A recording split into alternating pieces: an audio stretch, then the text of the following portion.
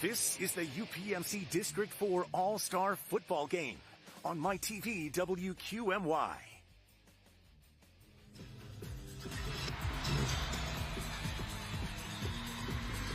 Welcome inside the Endless Mountain Athletic Complex. We're in Towanda, Bradford County. Tonight, it's the District 4 Coaches Association All-Star Game between the North and the South. A pleasant good evening, everyone. I'm Bob Ide. What a beautiful night to wrap up your high school football career right here in the beautiful town of Towanda. Joining me tonight, two guys that actually coached together at one time right here with the Black Knights, former head coach Craig Dawsey, Jan Cechak, former Tunkhannock coach as well. We're going to go to Craig, to you. You've been around this for a long time in District 4. You've coached in a game like this. What's it mean to these players? I think it's a really important part of their legacy. As they've graduated through, this year, it's just one more time to come together, one more time to play football, and hopefully you get some friends to play, so at least you can play with those seniors that you played with before that one last time. So I think once they get here and they realize how much fun it is, it becomes a very, very special part of their lifetime, and it's something they don't forget. Okay, yeah, let's get specific about the game. Now, we're going to talk about the South. Carl Major from Danville is the coach. Of course, he'll have his big 33 quarterback underneath center. Madden Patrick will talk about him later. But we're going to showcase another UPMC spotlight player that we didn't see a lot of last year, but boy, he had a big year last year, Jeremiah Davis from Lewisburg. Jeremiah Davis, his junior year, he rushed for over 1,000 yards. Well, that wasn't good enough. His senior year, he doubled that. He had 2,100 yards, 29 touchdowns, and he was Mr. Green Dragon. I mean, he plays offense, defense, kickoff returns. He did everything for them. Now he's got a chance to do it for the South team to get this All-Star game going, and he's going to be electrifying. And he's going to head to the University of Buffalo after prep school.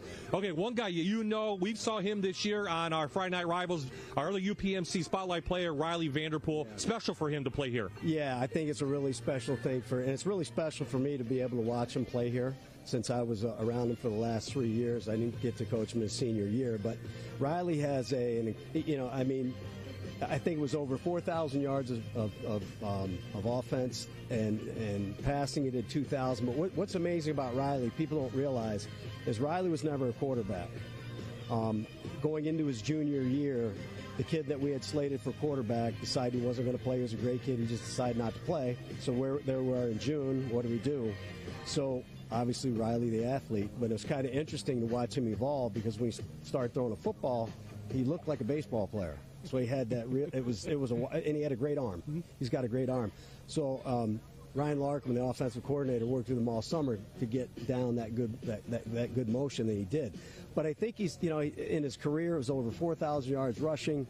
I think his total offense is around 7,000 yards, something like that.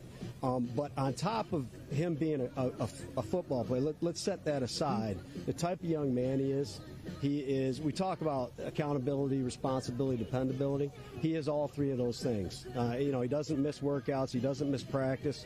He loves the game of football. He absorbs everything when you're coaching him. He's just a great young man to be around, and that's the special part about Riley. Is not only is he a great football player, he's a great wrestler for Towanda High School, he's also just a wonderful, wonderful young man. Can't wait to see him play tonight. The third member of our crew this year will be Vince Goldschmidt, and he caught up to both coaches before tonight's game.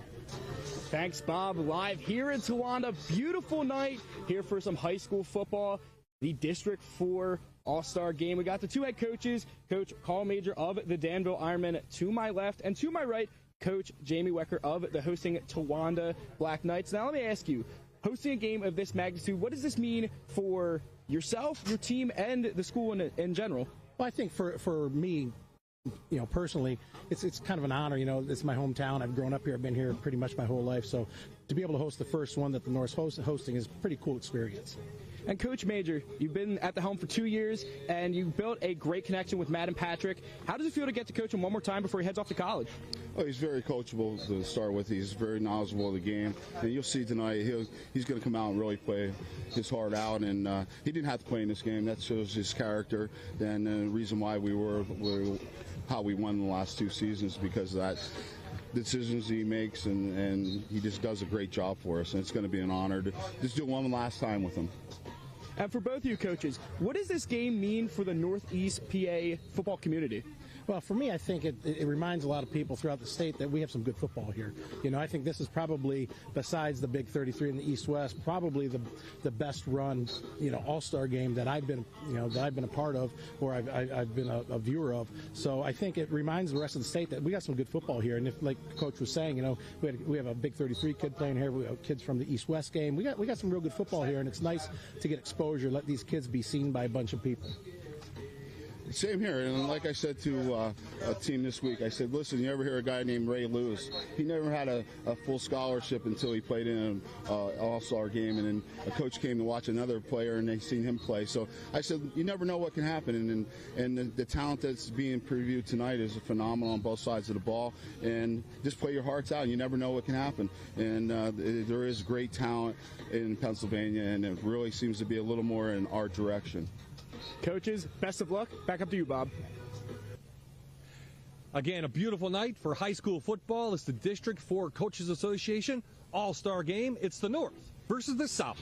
Well, the kickoff next.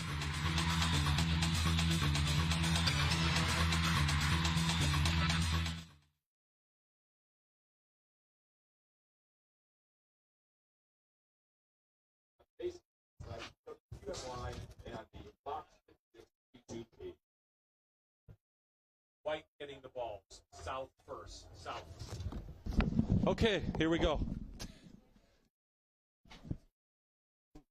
Big rain.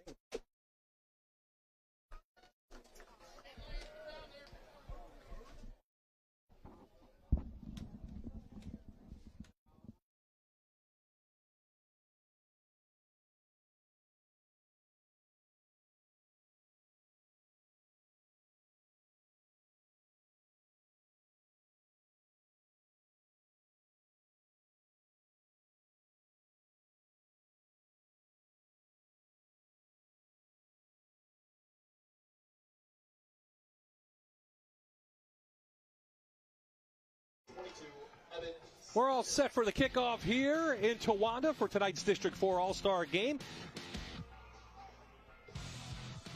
South won the toss. They will receive. Eli Butler, Jeremiah Davis to get us underway as Evan Schneider from Jersey Shore will kick it off here in the District 4 All-Star Game. It will go over to Davis. He'll take it from his 8. The sprinter trying to get to the other side. Remember, a lot of these guys don't play special teams on their own team, but a great tackle coming up from number 16, Samir Williams from Williamsport. So we will see the Big 33 All-Star starter. What an honor for Danville's Madden Patrick as he will take the reins here. What a year he had last year. 2,000 yards, 29 touchdowns. More important, Jan, how about the career?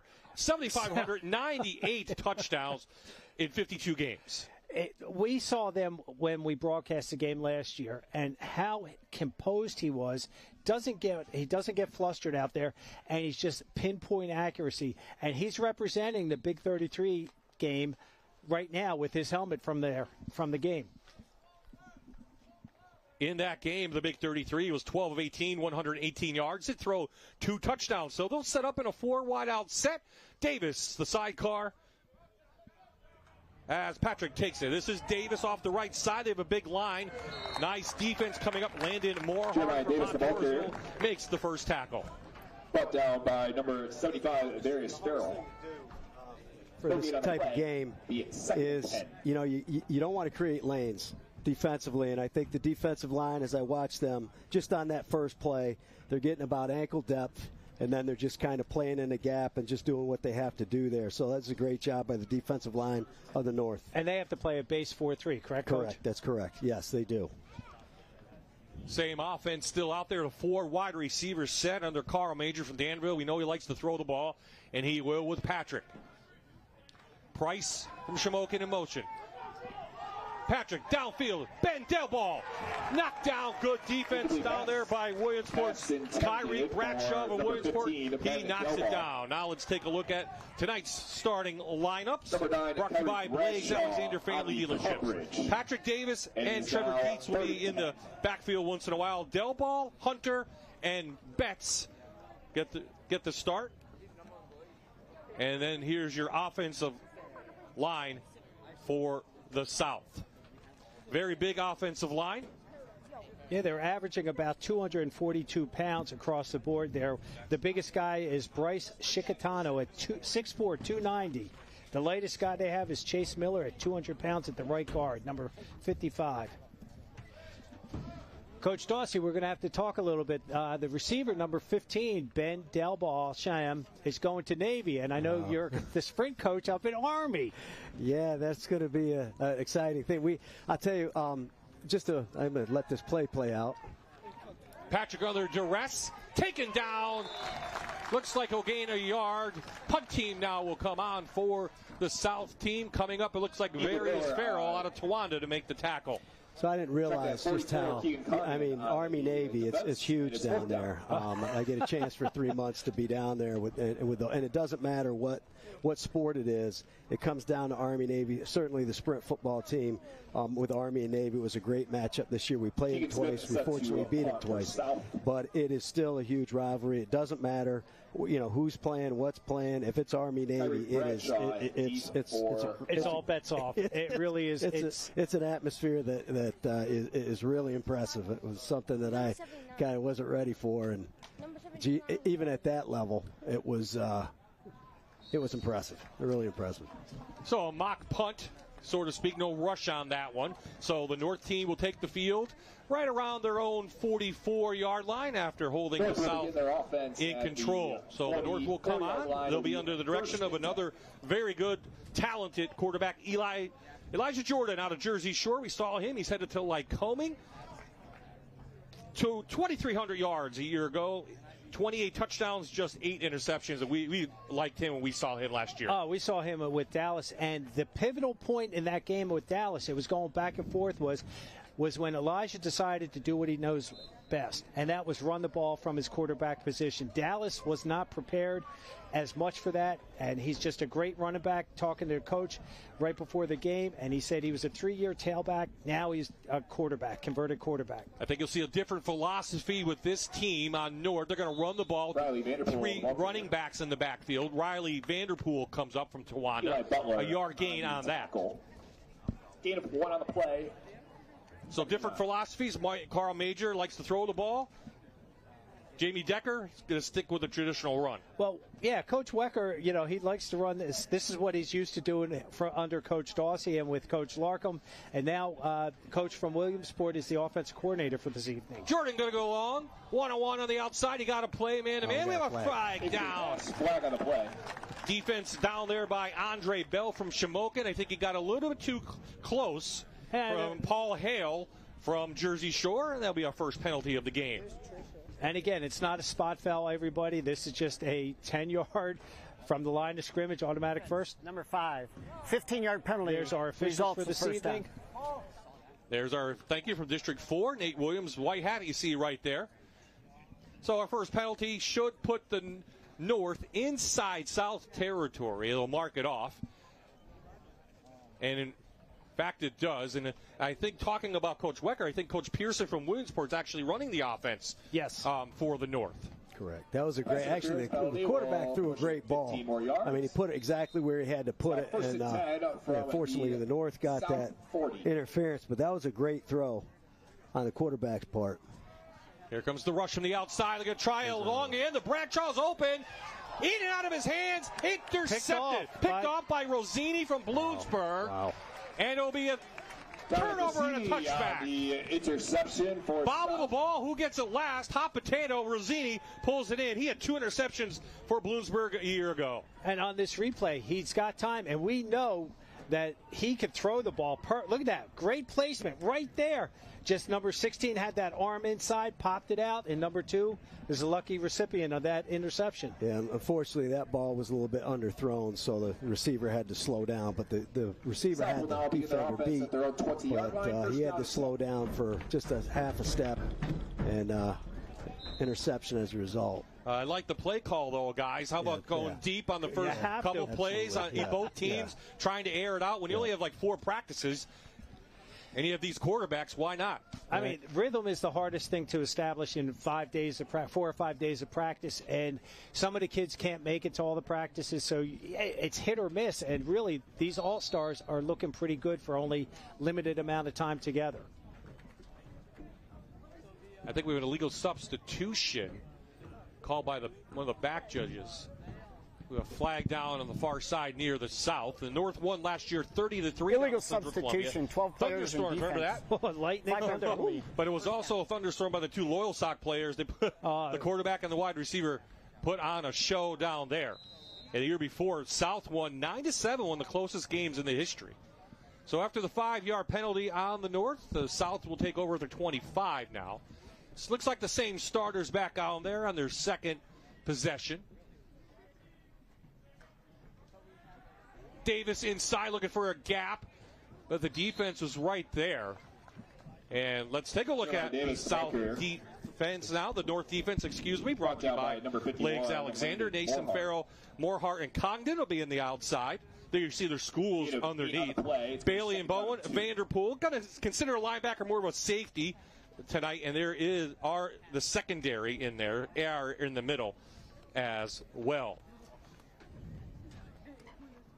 We have a good mix of schools representing both sides, and it's just neat to see these kids, all the 4 years of rivalry go right out the window because of the common goal of playing in an all-star game. Patrick over the middle to 15. Del Ball from Shamokin. Lead to number 15, Ben Delball.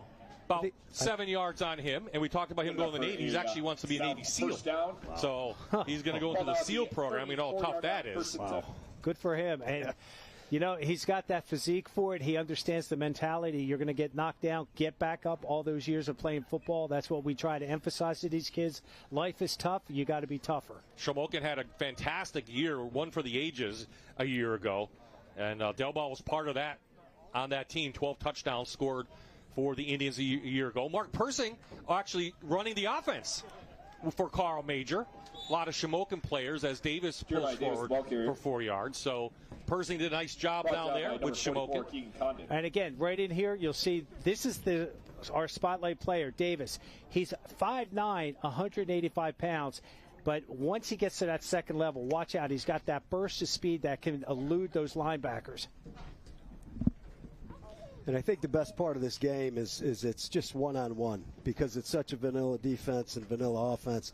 You get to see matchups that are fantastic. So really it's athlete versus athlete. There's some things they can do defensively and offensively and some things they can't. So it's just a great game for the matchups of one-on-one if you just watch kids play. It's great. Davis bounces to the outside. There you see the speed. First down and more. Inside North territory down to almost the 42-yard line. Gain of 16. By number 13, Corey Bryson. It's like they did a cross-buck action in here with the fake. They had motion coming across, and you see Davis gets the ball, cuts to his right. Nice stiff arm out there. Good tackle there by number 13. And that was Coy Bryson from Montgomery. So there you saw Davis headed to the University of Buffalo next year. So you see why he's a Division I athlete.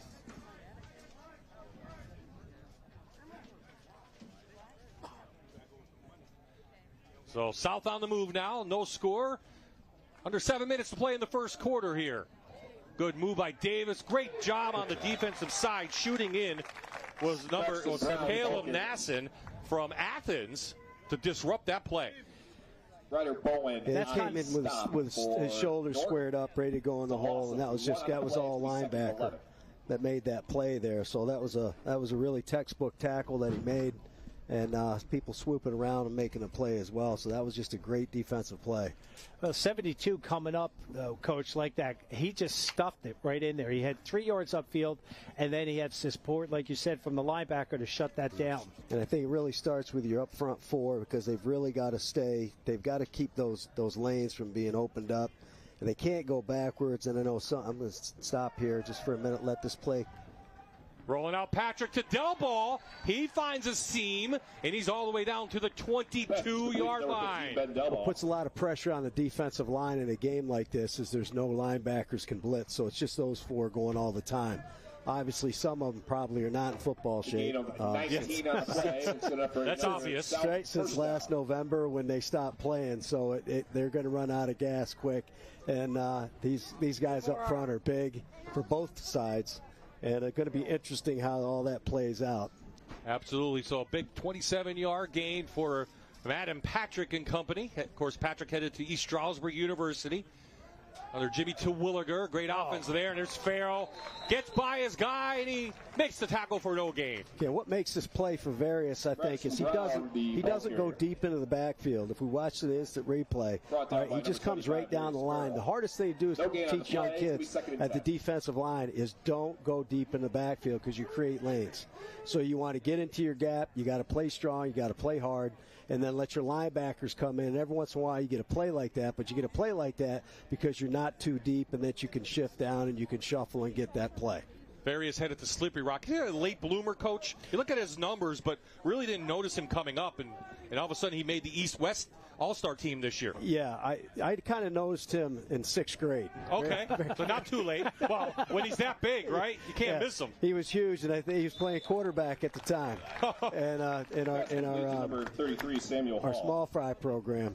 And he just got bigger and bigger and bigger. And he just got better and better and better. He really did. He really matured. And I think the big thing with Various is he mentally matured into a very good football player. In his freshman year, he was I want to say, not soft. He wasn't soft, but he wasn't ready yet to take the next step. And then all of a sudden, about halfway through his freshman year into his sophomore, I think the light started to go on for him. And he became a really, really dominant football player. Inside the Gannon Associates red zone for the first time tonight. South knocking under the door, but they have a 3rd down and 6 from the 19. Patrick back. Protection is good. One-on-one's going to air it out towards the end zone. Really just threw it away. So now 4th down call coming for Carl Major. Looks like he's sending out the field goal team. Well, he was trying to look for Ryland Price from Shamokin on that last play. Plenty of time, but great secondary coverage by the North there. Nowhere to throw, so he just smartly throws the ball out of bounds. So let's see. Looks like teeing it up. Number 23 for the South.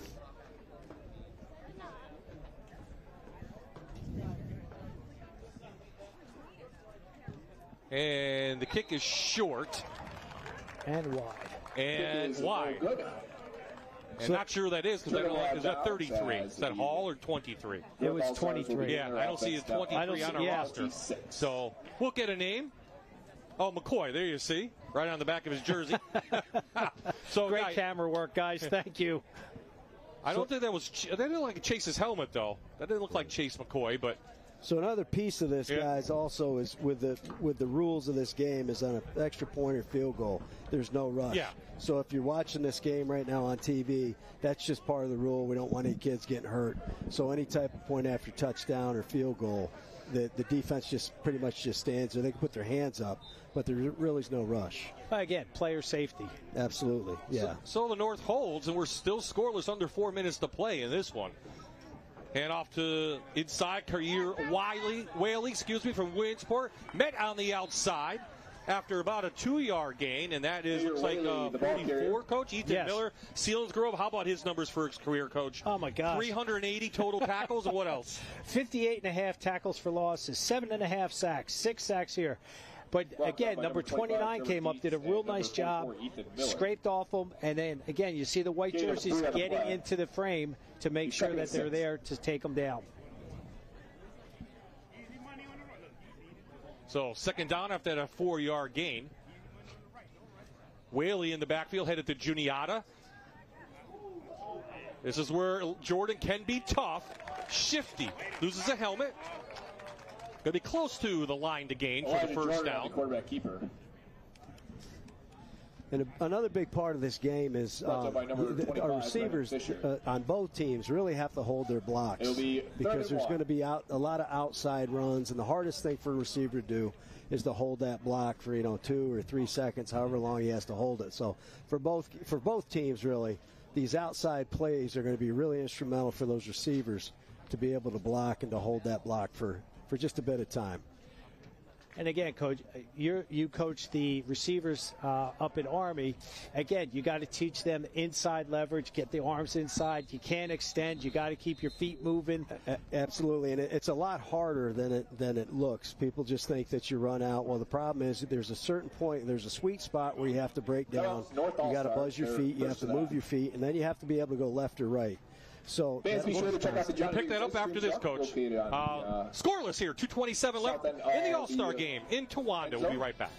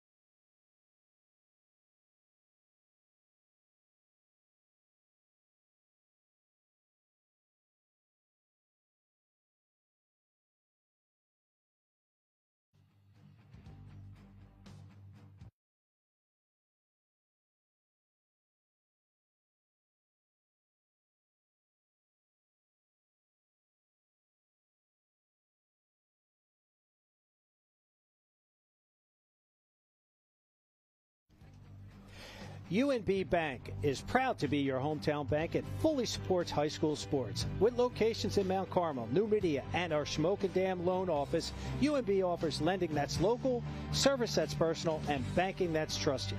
UNB Bank, supporting our community for over a century. So, timeout on the field for the North. Bob Ide, Jan Cechak, Craig Dawsey in the booth. Vince Goldschmidt on the sidelines. We'll get to him shortly. Guys, kind of surprised. A defensive battle so far. Yeah. I mean, with the yes, you Coach. would think, yeah. I thought with the offensive prowess that the South had, I thought they would really be able to attack and really take advantage of. But the North's defense has been really stout, as has been the South's. I mean, who knew? But we always know this in football, right? Defense is always ahead of the offense. Absolutely, especially when you only have 4 days of practice, 5 days of practice. For an offense to click, it might take a little while here, because it's all about timing. It's all about being comfortable with each other on offense. So they have a special play. Styles air from Muncie in. He hands off, I think, because Elijah Jordan lost his helmet in. Yeah, he had to come out. Yeah, good run, though, up the middle. It's a Keystone Container first down. First down. Here's the replay. That's a great run. Just a great play call, I think, on that particular play, being the third and short, whatever like that. And it's almost like a draw play that they ran there. And having a new quarterback in there. Yeah. Well, Elijah Jordan comes back in from Jersey Shore. Air does his job. And let's see if the North now, as we close on under 2 minutes here in the first quarter, can maybe put a drive together. South had a drive, missed the field goal. That's the only scoring opportunity so far tonight here in this All-Star game. Nice little crowd on hand. Beautiful night for high school football. This is inside to another Williamsport back. That's Bailey, headed to Kings. Ran for 500 yards, over 500 yards last year. He gains about 3. Andre Smith, the defensive tackle, was the first man hit on him. And then 53, Danon Albakoff from Lewisburg finished him off in there. Again, the little bit of teamwork in there when you're playing from the same school, you kind of get that vibe, but now they got to get that all together on all 11. Absolutely. Yes, I 100% agree with that. So 2 Jersey Shore guys will come to the near side. Let's see if Jordan looks that way with his 2 teammates. No, he'll fake it. He'll keep it. He's got room. Jordan to the outside, and he's just past the line again. He'll pick up another Keystone Container first down at the 44. What a weapon. We have legs like that. Brought down by number 29. Well, Coach, talking to their head coach at Jersey Shore, everything he said about him, he was a converted tailback that played quarterback. And that's what he likes to do. But we saw him throughout the year really try to throttle down his running and try to really embrace the passing game. The offensive line did a really good job on that left side, too, as well. They're getting off their blocks. Again, as I said before, defensive line, it's a tough, when you can't have linebackers. Jordan throwing that one away. He was under duress. Nice rush on the outside. When you don't have linebackers that can blitz and take that pressure off, I'm telling you, these guys are going to be, these defensive linemen, both teams, are going to be tired at the end of this game, because that's tough when you have to go, you're playing every play, and then, just to sprint that 5 yards to get to the quarterback. You keep doing that time after time after time. You're going to be pretty exhausted. So after this game, these guys up front are going to be tired. They'll need a nice ice bath after this, a lot more than that. Miller and Fowler, Danville teammates, had pressure on Jordan. So clock stops on that. Back to the running game. This has been successful, especially behind Farrell. Big gain for Whaley. And he is inside South territory, going to mark it down all the way at the 41-yard line. Yeah, Varius has a great block here. He's getting tired. Yeah. You can tell. I mean, I know Varius very well. When he starts getting tired, I know his body language. One thing we talk about all the time constantly is positive body language. When you're tired, you still got to have positive body language. He doesn't have that right now, but he's a great football player. He's a great young man. The way he played that, Coach, was a textbook in terms of defensive ends coming in. Guess what? Let him do the work. I'm just going to get my big butt in the way and create a lane. Absolutely, yeah. He's a really good football player. Well, again, headed to the PSAC, so it looks like we're going to have another timeout from Coach Wecker. Yeah, looks like North All-Stars. The North will take a timeout, and again, trying to get the offense set. Some guy maybe not in the right place. North All-Star team. And Coach Wecker says, let's reset. Coach Pearson comes out as North finally putting a little drive together after they stopped the South on a field goal opportunity. To help prevent injuries, to learn more, visit upmc.com/sportsmedicine. Guardian Protection is your new hometown security pro, bringing homes and businesses proactive video surveillance, AI detection, and smart security systems. Guardian helps stop crime before it happens. Call 1-800-PROTECT. This evening's game is being broadcasted live on MyTV WQMY. It can also be seen live and recorded on Facebook, WQMY. So the North and on the Fox 56 YouTube page.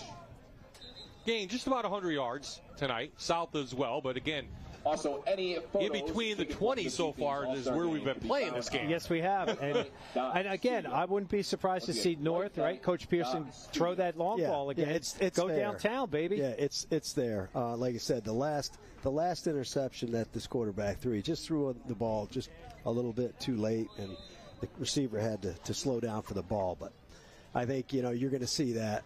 They've also been running the ball with a pair of Williamsport guys successfully. And we're going to roll them out. And there's the pass. Little out pass, and Jordan just overthrew it. He had his receiver over there. Pass intended for number 22. That was number 22 trying to get that ball. Evan Snyder. Yep. Right. They have a great pattern. And they have that chemistry. Those two guys worked all season, trying to get that back. That was just off his back foot a little bit too high. Now, Bob, I know you. We were talking pregame about this. We have some fans out there. We have someone up in the New England area, Dave Micah Jr. watching tonight. He's a great guy. Covers the Lehigh Valley area in football. Does a great job. You know who else is watching? Who's that? Brett Veach. Wow. Kansas City general manager. Yes. He's in Italy. Coach Whitey Williams will be honored at halftime into the Hall of Fame, and supposedly Whitey said, Brett Veach, congratulations. Too bad the Eagles beat you, but that's okay. You'll come back. Go Birds. Two-time Super Bowl winning general manager. We thank him if he is right now. Back to the ground they go. Whaley on the outside. Another big gain off that side behind Farrell. Looks like a 15-yard smack gain all the way up to the 27. You see that the double team that occurred in there, they doubled the defensive tackle D-end, and then they just look for the second level. And that's what's springing him out there. And, again, you can't overload. Like, they keep running, to the defense's right side, but you can't overload. You can't blitz in there. So it becomes tough. And I think both defensive linemen, when you're double teaming, and I see the mistake, they've got to corkscrew, they've got to get their hip in, they've got to do something because they're getting pushed downfield, and that creates a tremendous gap. So, like I said, these 4 defensive linemen on both sides of the ball, it always comes down to that. I always watch them, in these all-star games because that's where the action is.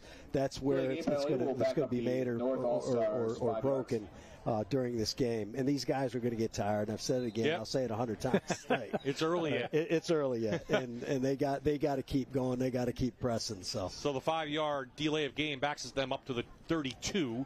Under about 30 seconds to play. Jordan under duress. Finds room.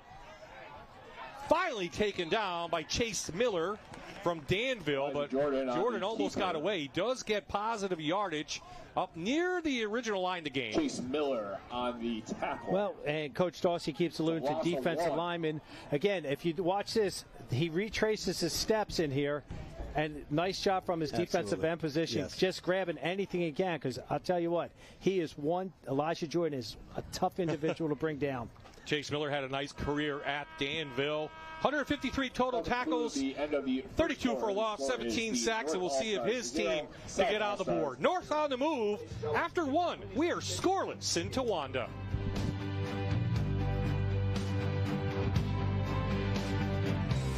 Watching the UPMC District 4 All Star Football game on MyTV WQMY.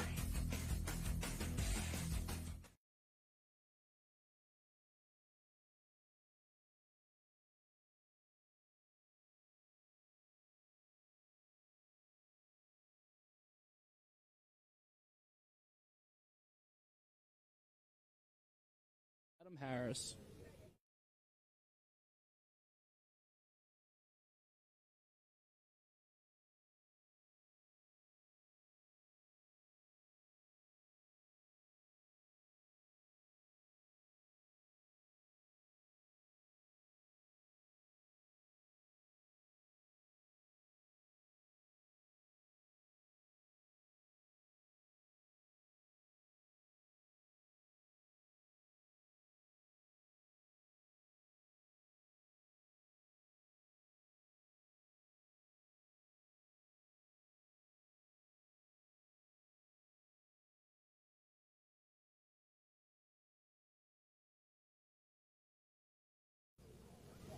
Welcome back from Towanda. Zeros on the board as the second quarter about to start. Here with the North honorary captain and Towanda alumni, Adam Harris. How does it feel to be back in your old stomping grounds? It's awesome. It's been a couple of years since I've gotten a chance to be back and got to be a part of the inaugural season in this stadium. Coach Wecker was our defensive coordinator when we were here, so special feeling to be back in Towanda. They mentioned pregame your story, starting at Cornell and then transferring to Syracuse and walking on. Just shows how much you really love the game of football and how much you're willing to commit to it. Yeah, absolutely had great coaches here, great teammates. Absolutely love the game and just really trying to pursue at the highest level possible. Adam, thank you. Guys, back in the booth. Thanks, Vince. You guys know that guy they were interviewing, right? Oh, heck yeah. Heck of a young man. Anything else you want to add? Positive? No. Well, I'm very fortunate to taught here for 33 years, and I've known Adam Harris for a long, long time. I taught him in 6th grade, and all the way up through, and just an impressive individual, impressive leader, great football player. Jordan deep, hand-to-hand combat, no flags. Intended for Evan Snyder again. Good defense out there from number 5, Andre Bell from Shamokin. Here we go again. I think, again, the quarterback just has to get it back to that back pylon.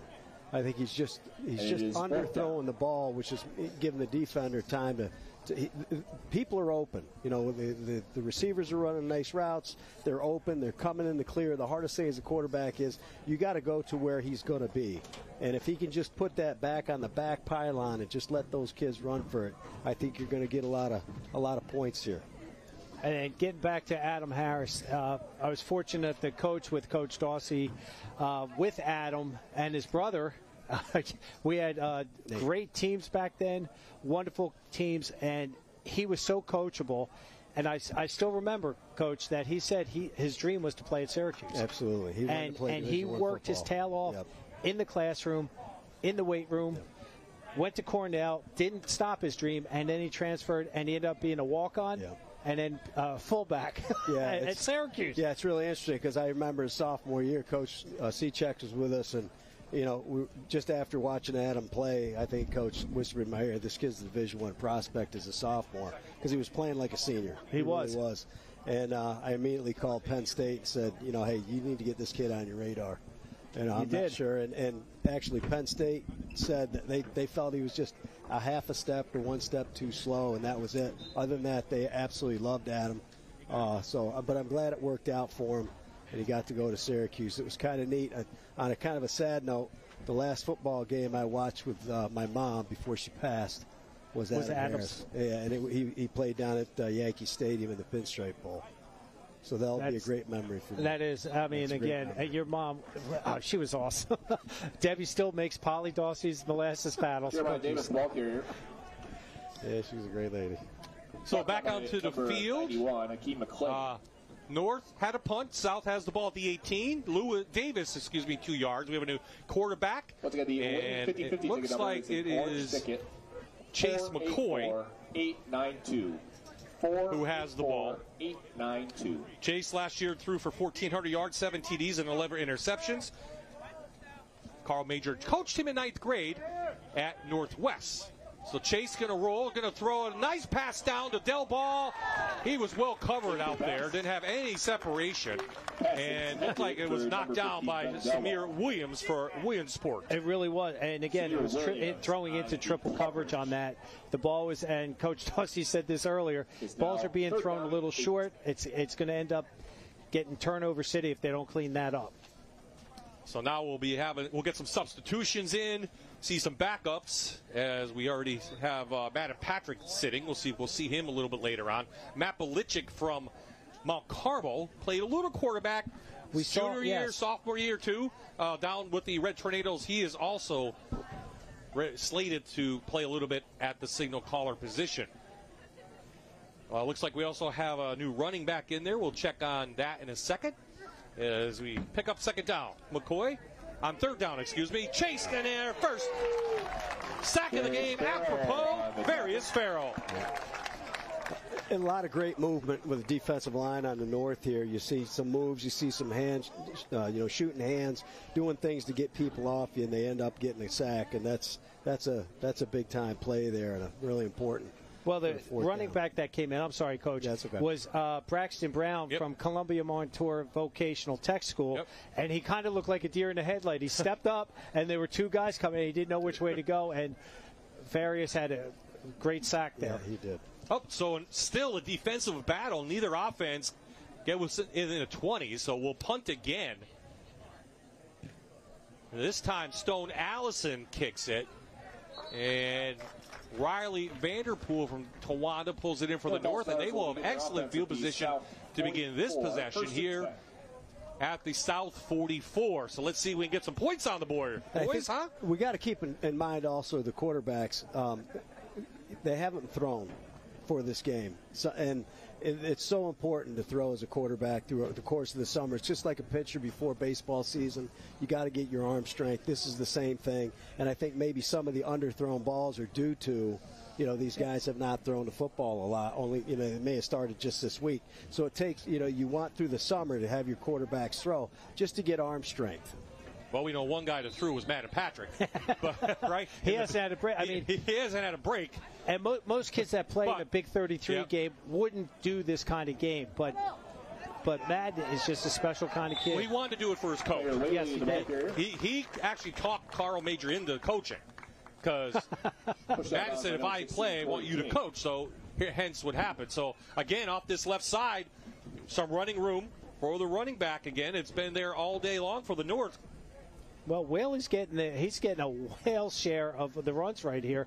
Here comes big number 75 coming out for a breather now. You can tell he's winning. Well deserved too. And Kyrie Bradshaw did a great job in the last play. Again, these outside plays those receivers have to hold their blocks, and he does a great job the last play of holding the block just enough for that running back just to get where he had to get to. So I was pretty impressed with that. That was a long play, and he extended it by his blocking. So that was great. Allison had the tackle? Yes. I also saw Ethan Miller in there. I was going to say Selinsgrove, Jersey Shore. We kind of saw that. And we saw that district final a couple years ago. And Warrior Run got in there. Number 0, Stone Allison. He came flying upfield, like Coach was saying. The defensive line have to play disciplined. He came up so quick it created that lane in there for that cutback. Back inside again. There's the big rush. Speaking of Allison. There he is again. Warrior Tackle Run. for a loss. Number 0 in the backfield for another Bailey, the ball carrier. Tackle for a loss. He had 43 a year ago. Add one in this All-Star game to end his career. Simple RPO action, run pass option. Again, you got the backfield flowing, quarterback hands off, and he's just got a nice lane to pick. But 0, I'll tell you what, Stone Allison came in 2 plays in a row from that defensive tackle position. Allison, we mentioned Warrior Run headed to Penn College. A lot of players here headed tonight to that technical school. So on 4th down, they'll go. Jordan under pressure, but has a ton of room. Jordan, one move. Has a first down and more. Inside the 20, 25, down to the 20-yard line. Elijah Jordan showing off his athletic ability. Converts the 4th down. Yeah. This kind of pains me to say this, but I've been watching the kid from Wyalusing, I think Nick Johnson, for the last couple plays. And he's been doing a great job. He wasn't involved in that play at all, but just watching him from Wyalusing, he's doing a great job. Had a great pass block there, had a great run block. So it's good to see NTL guys who are in this and they're doing well. Well, it's kind of hard. Absolutely. It's kind of hard not to miss them too. Yeah. The only offensive lineman with the green pants. With the green pants, with the green and gold. That's what makes this game unique. Jordan to the end zone. Touchdown. There it is. That's there. That'll be there all night. All night just long, get Coach the ball says. out there. Kareem Brackshaw for Williamsport pulls it in. He had separation. 7 touchdowns a year ago. Add one here in the All-Star game. And the Blaise Alexander touchdown puts the North on the board. And what makes this for him is that he's gonna accelerate out of his move. At the top of his move, he's just going to start to accelerate away from the defender, and that really makes the He's got that separation, and the defender guy at the top of the route. Yeah, top of the route, he gets that separation. Really gets a good play there. Great route. Yep. Great route. Took about a quarter and a half. Finally got some scoring going on, but they took advantage of a short field. And Jordan did it with his arm and his legs. That's what we expect to hear tonight, and we'll talk about him when we come back. 7:48 left in the half in this District 4 All-Star game. The North scores. They lead it 7-0.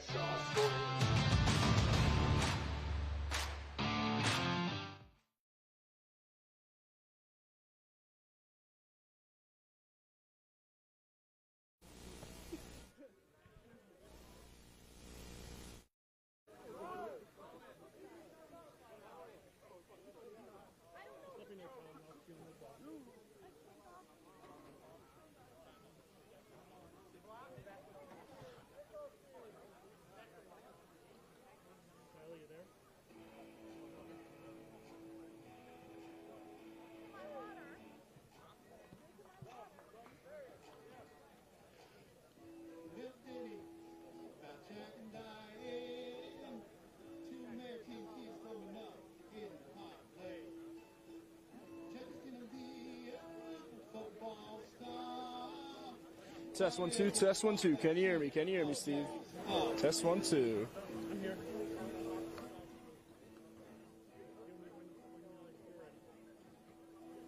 Welcome back. The North Side ahead 7-0 because of this man right here, Elijah Jordan, putting that ball in the bucket. Now, I find it interesting. Before this year really weren't a quarterback. What made you switch positions? My brother was always a quarterback, and that's a big competition. And, I just want to be better than him, obviously. Competition in the family. Now, you're out here with 2 of your teammates, Paul Hale and Evan Snyder. How does it feel to suit up with them one more time before you guys head off your separate ways? Oh, it's great. Those are my guys. Spent a lot of time with them. It's great to definitely share the field one more time. Elijah, thank you. Bob? Well, there we go. Elijah Jordan. His only completion of the game, it's a touchdown for 20 yards. He's also run for 36 yards. But on that possession, he had 2 big plays. If I only throw 1 pass and it's a touchdown, I'm good. I'll be happy. But no, what set that all up was his feet, though. And we saw that all season from him. Coach Gravish said the same thing about him. That's the type of kid he is. Well, we've done a couple of these All-Star games. I remember the Dream game a few years ago. The athletic kids shine in these games because it's the one-on-one game. Absolutely. And you saw Jordan had the outside, his speed got a first down, and then he threw the touchdown, right? That's what happens in these games. No question about it. I have to say something. I have to digress here. I was saying about Nick Johnson, saying it pains me to say that, but he's a Wyalusing kid, so that's a big rivalry, Towanda Wyalusing. He's a great young man. Aiden Hunsinger's a great young man. I had a chance to meet Aiden this past fall. Really wonderful guy, and I'm just kidding when I say that. It pains me to say that, but just, You coach sprint football. A lot of these guys are perfect for that, aren't they? Absolutely, yeah. It's kind of amazing. I didn't realize how fast the game is. It's fast. So you might have a kid who played running back in high school all of a sudden becomes a guard down at Army during the sprint football. So it's an extremely fast game. And they're just taking athletes and putting them where Coach, what's the weight limit? It's 178 pounds. Well, I guess I'll never see the field. So you're past your prime. Well, that too. It's kind of one of our coaches last year played at Army with they call them the big boys. Big boy, and he was one of our coaches. He was a great guy, and he's probably 6'5", 6'6", and 300 something. And I got up to him. I said, "Coach, did you hear the new rule?" He says, "What?" I says, "Coaches have to be 178." He said, "My leg isn't even 178 pounds." He was a fantastic guy. Well, around here, Mansfield has had it for years, right? Yes. Sprint football. Yeah. They changed. Do they over. Yeah, they still do. We play them at Cornell, Penn, obviously Navy. So it's a pretty competitive league. Oh, Madden Patrick's back in the game, and he throws a strike downfield to Sam Hall from Warrior Run, and it's a huge game for the South. Carl Major says, "I need some plays," and he sends his big 33 quarterback into the game. Great job. Great ball placement. Tucks it in. Now watch Bailey, 14. Watch him come in with the tomahawk. Great. Again, they've only had a couple days, but after 3 or 4 years of teaching turnover circuits, you don't forget it. And I think the hardest thing about man-to-man defense is you not really want interceptions. Okay, you want to break up the big play and you want to deny the reception. And there we had a young man going for the interception. He missed, and as a result, we get the big play by the South team. So it's really important as a defensive back. You got to deny the reception, break up the big play, and then that last thing is the interception. That's a great play. That's a great defensive play. Again, I think for both quarterbacks, I've said this before, they haven't been throwing a lot, so that was a little bit underthrown, that ball. I'll tell you, I liked how 33 was open in the flat. Linebacker started to cover but faded. So I think if they come back, they're going to go to that short pattern there. Looks like Paxton Durr was on the defense there out of Muncie, headed to Penn State Altoona to play his next level. And again, Del Ball hasn't gotten that separation that we saw where Patrick's throwing into. Right. Correct. So it looks like Davis is going to be a sidecar to Patrick. Let's see if they hand it off to the Buffalo recruit. Nope, they're going to go straight to the air again. Patrick to the end zone, to Hall. Touchdown. And he pulls it in, keeps his foot, and we have a touchdown South, no flags, and we could be tied after this. Hall, again, headed to Kings, pulls in two receptions for a Blaise Alexander touchdown. That's who I thought he should have hit on that flat route. This is just great play fake in here. Again, you have to respect Davis. He should have given a little bit better fake. But look at that ball.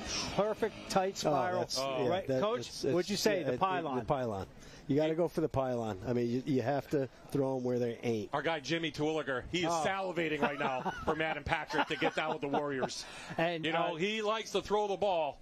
Boy. And Coach Terwilliger, what a great coach up there. What a great guy. I mean, he's going to just do a tremendous job with Madden. Absolutely. The kick by Hunter is up and through in 7:23, guys. It didn't take long. And we're tied at 7. Took a while to get on the board. Now we got things rolling. Boys are feeling it, Coach. Yeah, and I think, again, it's getting a feel for this, having only practiced 1 week. I think now they're starting to get comfortable. And again, the offense is always a little bit slower, but this could be a firework. Okay, Vince, down with the big 33 quarterback. Vince. Is proud to sponsor the North All-Star. And we're here with Madden Patrick. I mean, what do you see on that play? I mean, they got to run cover 1, so it's all man.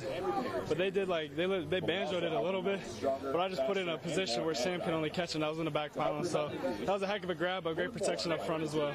I talked to Coach Major pregame and talked about, he can get to coach you one more time. How does it feel to play under him for one more time?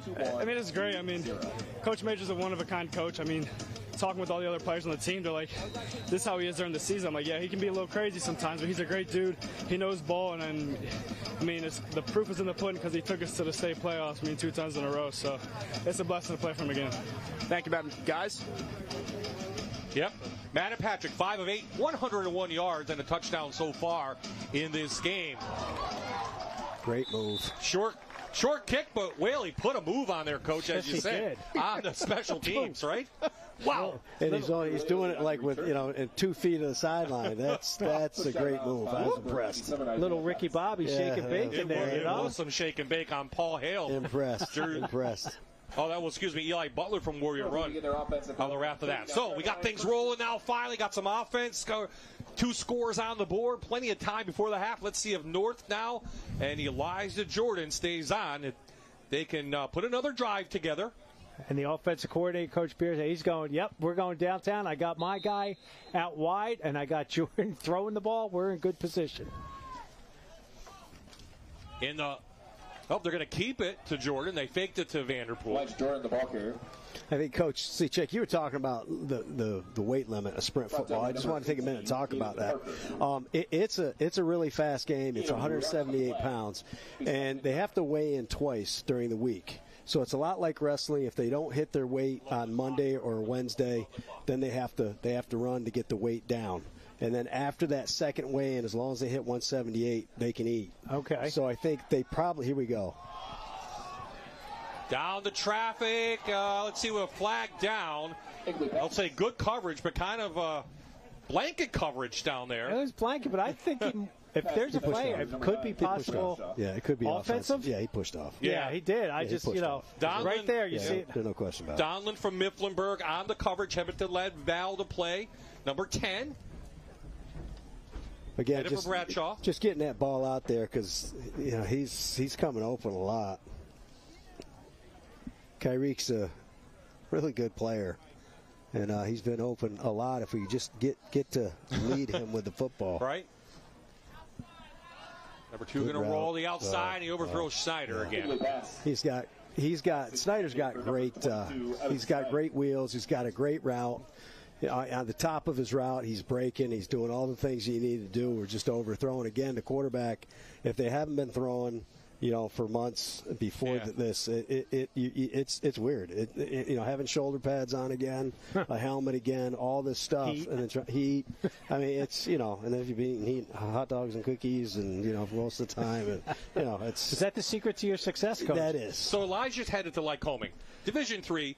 Quarterback, no quarterback, safety. Where do you think he fits in at Lycoming? I think, you know what? I would put him in a slot back myself because he's strong, he's fast, and I think he could be that explosive player. I mean, Wes Welker type is what I would see him as. Coach Clark has the final decision out there. So absolutely. Same he's thing. Athletic. Yeah, he's athletic, and you can put athletes anywhere on the field. Mm-hmm. So, I see him absolutely. I agree with Coach 100% on that. Just an athlete. And I think if you go into college and just say, I want to be a football player, I think you have a much better chance instead of going and being a position player, You want to be successful for the team. Absolutely, yes. Your personal success will come from that. Yes. Okay, Matt and Patrick and company back out. We said he has his touchdown, 101 yards thrown so far, 5 of 8. And they're going to get the call from Mark Persing, the Shamokin coach on that far side, doing the offense for Carl Major and company. And they'll go back to that 4 wide receiver set. Davis, the sidecar, maybe they get him going behind that big offensive line. Oh, a little reverse. Yeah. It was Hall again, and Hall really nowhere to go. Nice tackle in there. Looked like Congdon from Athens. Yeah, he did a really good play there for the defensive end. The biggest thing is when he's coming at you, got to stay square. Don't come upfield. Don't create lanes. He does a really nice job at just getting off this block and getting to where he needs to get to. Hardest thing is to teach young kids, that they not to get upfield as a defensive lineman, not to get up. Believe me, they're going to come to you. That's the hardest thing to teach, that concept. Believe me, they're going to come to you. That offense, they've got to come to you, all right? They're trying to get through you. They're trying to get through you. And as soon as they understand that, the light bulb goes on, boy, it makes football a whole lot easier. I don't think you realize how many teams are in District 4. There's Davis. He gets speed to the outside. Great tackle on there. Look at that. Vanderpool from Towanda shoots in, or he'd still be running. He'd still be going. So, gain of about Again, just a quick toss out to the left side. Turns it out. Great stalk block out there on Riley Vanderpool, but Riley came off the block and made the tackle. Yeah, Riley does that constantly. He has, I guess, the it factor. There's stuff that Riley did through his career and coaching him that you can't teach. He just has an instinct. He does. He has an instinct for this game. It's amazing what he can do. Just it's instinctual. It's nothing I taught him or any coaches taught him. He just understands. Little quick in and caught by Ryland Price from Shamokin. Headed to Penn College to play basketball. We saw Price on the basketball court. It's a first down. Nice little in route for him. Smartly run route, too, as a receiver. Throttle down, get the first down. He knew he was going to get hit. Riley does a nice job driving him to the ground. And Riley headed to Lycoming as well, so him and Jordan will be teammates. In fact, there's a lot of Lycoming products out here. Well, I remember being at Kings and Wilkes coaching, and even Misericordia.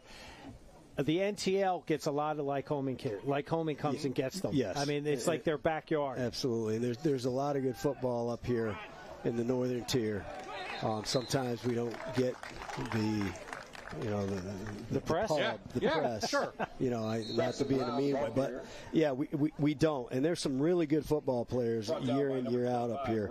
Maybe not a Division I type kid, but definitely there's Division III kids and sprint football players and things like that. So if anybody's interested out there playing sprint football, especially at the academies, that's something you have to do. Right. You have to start at your junior year to start to apply to those places. Well, Braxton Brown from Columbia Montour Votech, we talked about him. He got taken out for a loss, headed to Grove City to play football.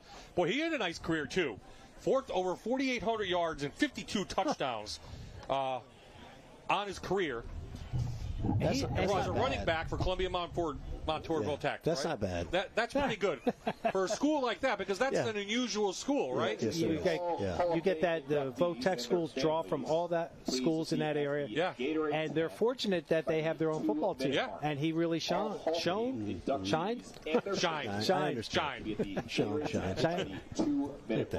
it had a loss, but what a career for him and a chance to play in this game. And as I was saying before, District 4 is a large area. Yes. You can Shamokin, Selinsgrove. That's the one end. All the way up to Athens and Troy, Wellsboro, all the way up to the top of New York. That's a huge area to cover. And that's a huge district, isn't it? And I'll make an argument. It's a great district. Yeah, it's a great absolutely. football district. Yeah. It really is. It really is. Well, that's why we're here, Coach. Yeah, I'm being biased. But we like District 4. We do. Okay, on second and 12, Patrick Flush looking for someone. Goes out of bounds, taken down from behind, and he'll be about 5-yard gain for him. On the quarterback keeper. And couldn't see who tackled him. Might have been more hard. We'll see it right here, coming right at you. McLean got him. Oh, okay. And again, good job by the secondary with the receiver coverage. They shut him down. They had nowhere to go. Matt and Patrick just decided, okay, I'll take this one. He ran a long way for just 1 yard. Yes, he did. Well, we don't want to get him hurt, and McLean from Loyal Sock did make a tackle. 3rd and long now for the South. North doing a great job on this very good South offense. So they really are keeping them in check, obviously, 7-7. And both teams, nothing first quarter to show for it. Second quarter, we had some fireworks. Now they're settling back down. They are. Patrick flushed. Can't get it out there. Trying to hit Hall on the run, and South will have to punt now. Good pressure put on by the North front 4. Yeah, and I think another key aspect here with the defensive lines on both of them is reading the hat of the offensive lineman. High hat means pass, low hat means run.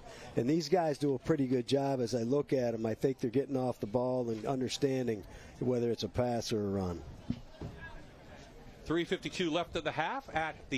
The District 4 Coaches Association will induct their Hall of Fame for this year. We'll take that live.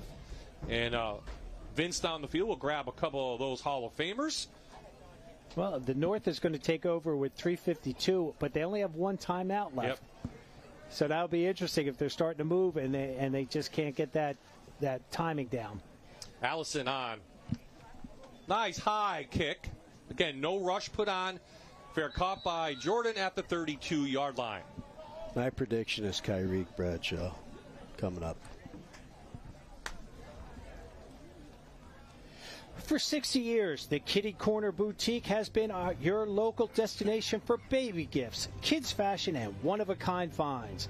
Proudly supporting Danville and all other area high schools for over 60 years. The Kitty Corner Boutique. Coach, you were saying about a player. I'm sorry. Oh. I can't remember. Actually, no, I know what I was saying. I think you're going to see Kyrie Bradshaw again. Okay. At some point. On the outside, The next 3 minutes. All right. All right. Let's see if I'm. Coach Dossey's a betting man. Let's see what happens. I think he's on the outside. They're going to hand it to another Williamsport player, but the defense run that. All over that. Blocking. 2 Mount Carmel guys in there, as you might expect, on the defensive side for the South. And that was Al Bailey and Ben Miller. Nice job by the Red Tornadoes defenders coming in there. Look at that. Again, he took a little offense to that. That's why he was a little bit upset. There was a face mask. He grabbed his face mask, but for the North All-Stars. Again, with the Red Tornadoes having an 8-4 year last year, we had them in a game. Yes, Coach Dara does a tremendous job down there. The tradition that the Tornadoes have. I still remember Coach Dossey when I was your defensive line coach here, and we beat Mount Carmel for the District 4 championship. Well, actually, it was to get into the final. We lost at Montoursville, but that was a huge game up at Old Memorial Park. And I'm a lot older than Coach Dossey, so that's quite an atmosphere up there. And the way that they all came up from Mount Carmel that game. The way they travel. It's one of the greatest. They travel well. They travel really well. They travel really well. Mount Carmel's just a great football town. Absolutely. Football town. So, Jordan, you see the athletic ability again, 10 yards on that. Now 3rd and manageable. Coming up 3rd and 3. Under 3 to play here in the first half of this All-Star game here at the beautiful complex here in Towanda. Jordan, nice fake. Still using his feet. Gets hit. Bounces off one. He's going to be short by about a yard. And the view we have, folks, from our press box is magnificent. The vista of the mountains up here. Coach Dossey could tell us whose house we can see. Yeah. This is one of the most impressive. I'm gonna brag, and I'm very, very proud of our entire campus here at Towanda Area High School, junior, senior high school. It is something to be very proud of. And there's a hidden curriculum in every school. And it's not the biology and stuff like that, but the hidden curriculum is when you have something like this, it says to kids you're important. So the view is fantastic. The facilities, I want to argue and say it's one of the best in the state of Pennsylvania. And I'm being biased again. Sorry. Not you, Coach. Yeah, no. Sorry. Well, the North is going to take that final timeout. 2:14 left on a 4th and 1. Roll the dice, All-Star game, right? It's All-Star game. Go for it. You got Elijah Jordan running the ball as tough as he does. And you can't key on him because they're running Whaley, they're running a couple guys. They are. And then Jordan can run. So watch out for that defense. Really has to be on their toes and disciplined. And they can't do any type of stunting up front either. It's not like they could pinch. They can't shut down the gaps. They can't go to the A gaps. So it's going to be, I want to see what Coach Pearson goes with. Yeah, we'll see. I have to do a shout out to the wives of coaches too, guys. That goes without saying it, but go for it. I have to do that. My wife's very special to me, and just all the things that she had to put up with the years of my coaching and let me, continue my dream at West Point. Just the support that she's given me, but just all these gentlemen. There's a lot of time, and I'm not talking about just I'm talking about every high school football coach, any coach. The time that they spend with young people, and believe me, you don't get paid a lot, and you certainly don't do it for the money. That's not what you do it for. But to have a wife that's supportive of you when things are good at home and wives are supportive, it makes us better coaches. So this is a shout out to all the wives. It makes us better men too. Absolutely. So this is a shout out to all the wives to say thank you for supporting your husbands and what they're doing. Back on the field, 4th and 1. Hard count.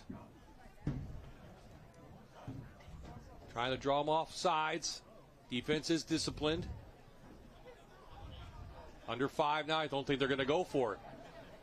They're going to take the penalty because they're out of timeouts. Wow. Okay. And they're going to be forced to punt and give the ball back to the South team, who does have timeouts left and plenty of time. Two-minute drill. Yeah. God, Coach, how many times did we do a 2-minute drill with only one timeout or no timeouts to get the kids, all right, get them in that mode? And now these guys, 2-14 with 2 timeouts, and you have all-stars. And again, it's the one-on-one matchups, and believe me, a 2-minute offense is hard enough to do. That's something that you have to practice weekly, and you actually have to time them so that they get that timing down. So this is going to be real interesting in an all-star game. What we do here. Corey Bryson with the punt. They'll pull it in. South will have real good field position at their own 40-yard line. We're tied at 7. All the scoring coming here in the second quarter. We've had some good big plays, but the defense has really shown what they're worth here tonight after about 5 days of practice for each team. See if they can get things rolling in the second half. And really a war of attrition, too, because who's going to be the more tired of the fourth? I mean, and there's only 25 kids on the team. Yeah. I mean, that's not many at all. I mean, especially when, this is a demanding game. And right now, you got to keep everything in front of you. The North has got to keep everything in front of them. If they start throwing it deep, they've got to keep everything in front of them. So much more entertaining than last year. Sorry, Coach. Oh, that's all right, yeah. Right? Fine. Last year when they're lopsided, it's really difficult. Okay, here is McCoy from Northwest. Adams from Mount Carmel. Does a nice job getting out of bounds, stop the clock. Tate Adams, reception in there, headed to Here's your Juniata. replay, just going with the play action right. Nice job, get that quarterback in the rhythm. Again, when you're rolling right-handed quarterback, it's a lot easier throw for him to make that pass.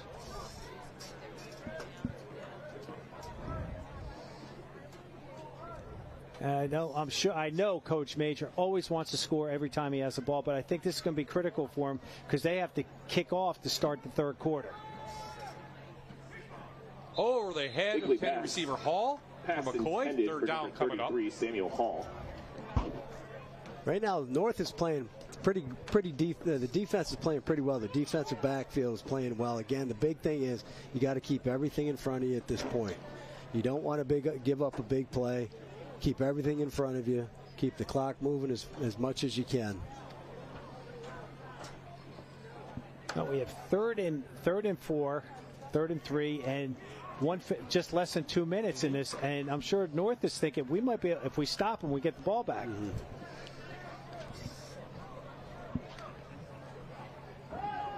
Davis to the outside, has a block, has the first down and more.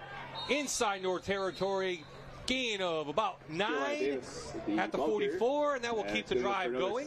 Another Keystone Container first down for Davis. Well, the defensive end for the North on that one, he slammed that door shut. You'll see it coming to your right side there. You see that the defender, the offensive guy, actually pushed him into it, but Davis is a special kid, and he was able to break that with his speed. So South with the ball, under 2 to play, tied at 7. Some backups in there again. Looks like Braxton still in the backfield with McCoy. Little quick out, got the elbow. Bradshaw played really off him.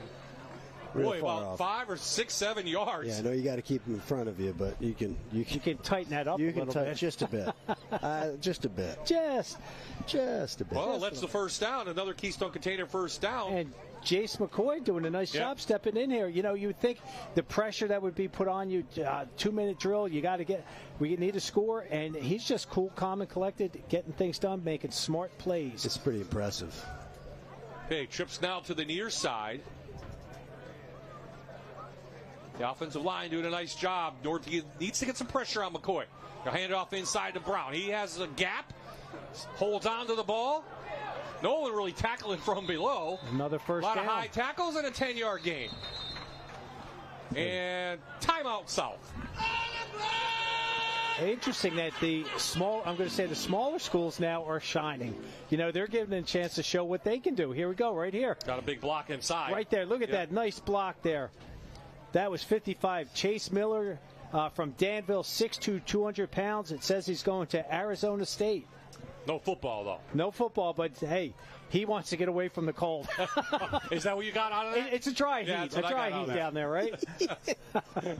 Yeah. That's what I got out of that. So they're inside the Gannon Insurance red zone, south with a nice little drive now to end this first half. It's been a long first half. First quarter kind of moved. The second quarter has really dragged. But both offenses going, and we've had several timeouts and get some water in these guys. A 20-minute halftime, Hall of Fame coming up. So we'll see how that plays out. That will give a good rest to these guys. But well-deserved. Yeah. Good breather for them. We haven't had to really break to do a water timeout in there to get the guys water. The heat acclimation thing. Absolutely. So on first down, inside the Gannon Insurance red zone. Little out, and who got a hand on it? Looked like number 44 out there got a hand on it. And that would be Keegan Congdon, right? From Athens, I believe. Yep. 6'4", 188 pounds. He did a great job there. Yep. That's a kind of 6'4", arms up's got to be at least 8 foot. Mm-hmm. That's tough to throw through. Really tough. Really tough. So second down, Brown's still in. Brown's still in. No, that's Lewis. That's Davis in here. Excuse me, from Lewisburg now. He's a sidecar to the left. They'll give it to Davis. Looking for a gap, bounces to the outside. Davis with speed, cuts it back. Good pursuit by the North. Yeah, good job defensively. You know, just staying square, coming up, not taking any type of offensive fake or anything like that, but just staying square. Again, I think the hardest thing for an offense is actually right now inside the red zone. You have the advantage to the defense because it's really hard to vertically stretch the field. So you can do a lot more, and I've always said that. I think it's to an advantage to the defense here because of they can't really throw the ball deep. So you can play a little bit tighter here. Third down. McCoy under pressure, has to get over the 6'4" body. Hall pulls it in. But great defense on the outside by Riley Vanderpool. 2-yard gain. Fourth down call now for Carl Major. Tried a field goal before. It was well short. Brought down by nice rollout to the left. Fourth down. Good job, but again, great defense by Riley coming up. Riley's it's just a great tackle on his part, and he, a lot of tackles in his career at Towanda were just like that. He's a really sure tackler. Does a great job. Yeah, no headsets tonight. No coaches on the media center or in the press box, so everything has to come down from the field. And that's the head coach for the South, Carl Major from Danville. They had a great year. Oh, fantastic year. Just lost a big one right at the end. Had a chance maybe to get to the state finals. They've had a good last couple of years, in fact. Yes, they have. District 4 AAA champs. Should be back again this year. So they will try a field goal, 32-yard field goal, and I can't see a number. That's six or nine. Gavin Hunter looks like from Warrior Run. 38-yard field goal in the regular season. No rush. Kick is up, and it's a good one, and it is through. Right at the buzzer. Right at the buzzer, too. Wow. So what a way to end the half. South moves down the field 60 yards, and they take the 10-7 lead into the half. Wow. That was impressive. Nice kick. Great kick by Gavin Hunter. Headed to Lancaster Bible. He was 4 of 7, and it looks like, Vince has the head coach of the North. Here with Coach Wecker. Hey, a very good defensive first half. Allowed the one big pass from Patrick, but you held him to just 3 there. What was the plan defensively in the first half? Honestly, it's just do the best we can covering the guys. You know, they're going to the way the game's set up. It's more of an offensive type where offense can take advantage of the defense. But saying that, you know, it's 7-10, so I think both teams are playing really good defense. Our kids are playing lights out coverage. You know, I mean, that kid's a ball player. He's, you know, that quarterback. He threw that on a dime down there in the end zone. I thought Riley had great coverage there. It was just a perfectly thrown pass. So you got to give it to him. You know, you can't defend the perfect pass sometimes. Offensively, just the one scoring drive. What is the conversation going to be like at halftime? Well, I think we just settle down. You know, we know it's working. See, make a few tweaks here and there, but we just got to put a drive together. You know, we have a good run, and then all of a sudden we get tackled for a 3 or 4 yard loss. We got to eliminate those, figure out what's working for us, put a drive together here. We get the ball here in the second half. Coach, thank you, guys. Thanks, Vince. Right. We'll head to the break. Coming up, the Hall of Fame induction for District 4. And then Craig and Jan and I will be back with some stats and highlights from the first half. South over the North by 3. You're watching the UPMC District 4 All Star Football game on MyTV WQMY.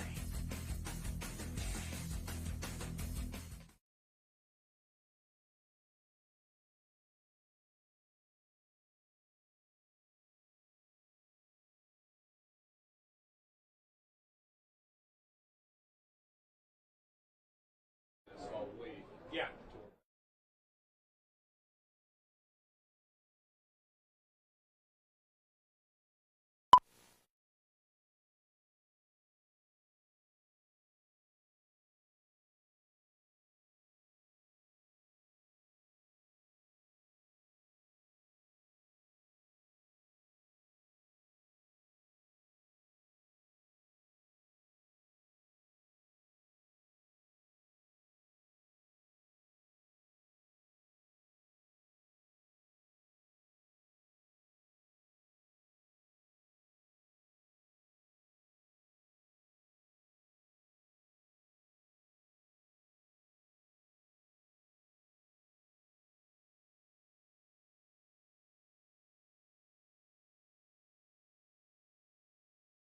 How you doing? Good to see you. I have the mic plugged in the back. You want to test it? I wish you would have known. Mic check, mic check. Can you hear me? 1 2 1 2. Mic check, mic check. In the back of the camera, mic check. Can you hear me? We like her too. Yeah. Good seeing you. Yep. We need to talk. All right, give me a call. Give me a call.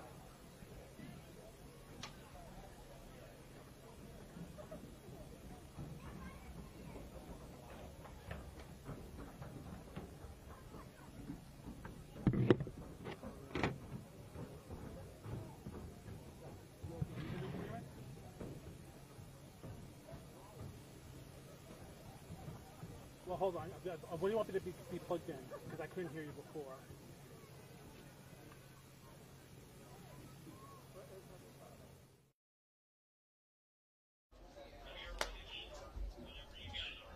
Go ahead. Let's go down to the All-Star Hall of Fame induction ceremony right now. Please direct your attention to the middle of the field as we present the District 4 Football Coaches Association 2025 Hall of Fame class. These coaches were selected for their tireless dedication to promoting the great game of football within their school district, Pennsylvania's District 4, and throughout the state of Pennsylvania.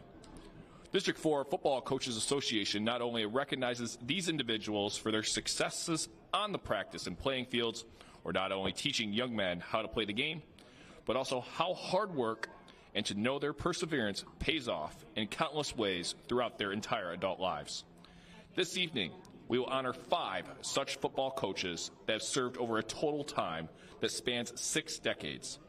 As they enter the playing field, please give them a round of applause and appreciation for their service. Each Hall of Fame coaches will be presented with a plaque as a reminder of our appreciation.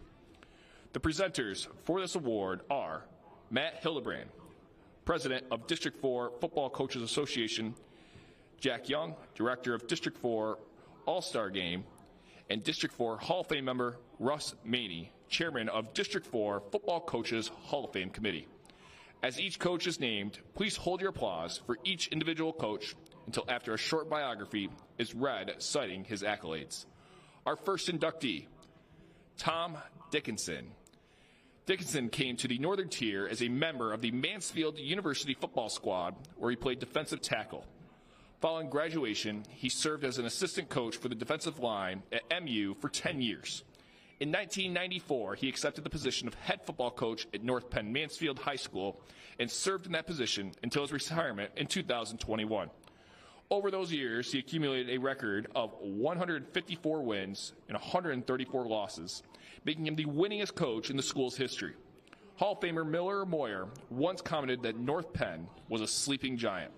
Coach Dickinson was one who woke up that giant. Ladies and gentlemen, Tom Dickinson. Move it up a little bit. Our next inductee, Darwin Chubby Marquette. The late Chubby Marquette was born in Shamokin, then later moved to Dornsife, where he graduated from Trevorton High School in 1961. He was an outstanding quarterback, running back, and defensive back for the Red Devils. His love of football was evident. Right after graduation, he became an assistant coach and then head coach for the Trevorton Midgets for the next 25 years. When Trevorton merged with Mahoney Joint to become Line Mountain High School, Marquette joined as an assistant coach. He remained there as an assistant for the next 57 years. He was also head coach for a year in 1997, going 8-3. While serving at Line Mountain, Chubby was more than just a coach. He was a mentor, a motivator, and a builder of players. Coach Chubby was part of 9 championships, including the District 4 Class 2A championships in 1995. Accepting the award on behalf of Coach Marquette will be his wife of 37 years, Joan, and his family members.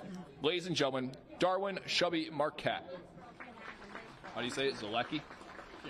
Yeah. Our next inductee, the late Mark Selecki, was hired as a history teacher and assistant football coach at Troy High School in 1997. After 3 seasons as an assistant, he was named head football coach at Troy in 1980. After winning only 1 game in his first season, he went on to compile a record of 64 wins over the next 9 seasons. During his 10-year career, he led the Trojans to 3 Northern Tier League titles and the school's first undefeated team in the District 4 championship in 1988. His .678 winning percentage was the first among NTL coaches during the decade of the 1980s. Accepting the award on behalf of Coach Strez will be Todd Boyles and Nick Madigan, members of the 1988 undefeated and District 4 champions Troy Trojans. Ladies and gentlemen, Mark Strozlecki.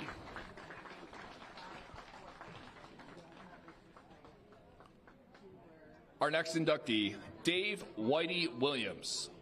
Williams began his 35-year coaching career after graduating from Bloomsburg State in 1978. Williams majored in education and played baseball and basketball until an ACL injury ended his playing career. He then turned his focus to coaching after the loss of his father, Don, a Korean War veteran, at the age of 46. After 10 years as a teacher and an assistant coach at his alma mater, Tamaqua, Williams had a 16-year run as the head coach of Shenandoah, Mount Carmel, and Nazareth, compiling a record of 153 wins, 53 losses, and 1 tie. Williams' team at Mount Carmel played in 4 state championships, winning 3 state titles. He was named the PSFCA Coach of the Year 3 times, and he was also the Associated Press Pennsylvania Coach of the Year in 1996, after his Red Tornadoes won a perfect 15-0 and defeated Tyrone 25-6 for the Class 2A state championship.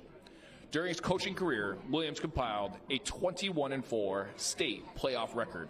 Ladies and gentlemen, Dave Whitey Williams.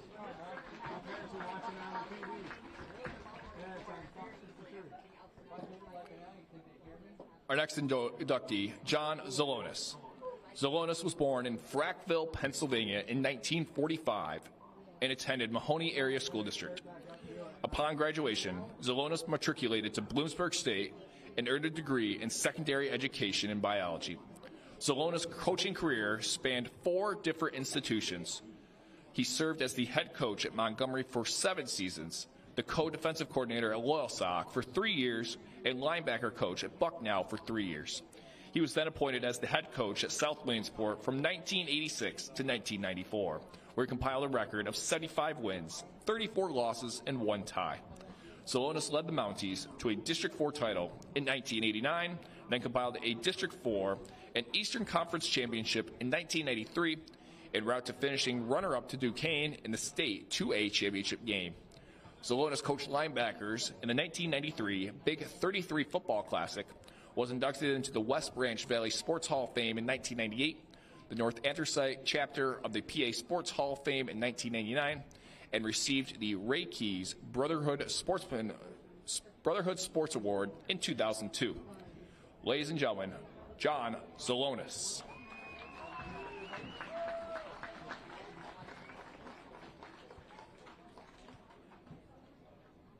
Ladies and gentlemen, how about another huge round of applause for the District 4 Football Coaches Association Class of 2025.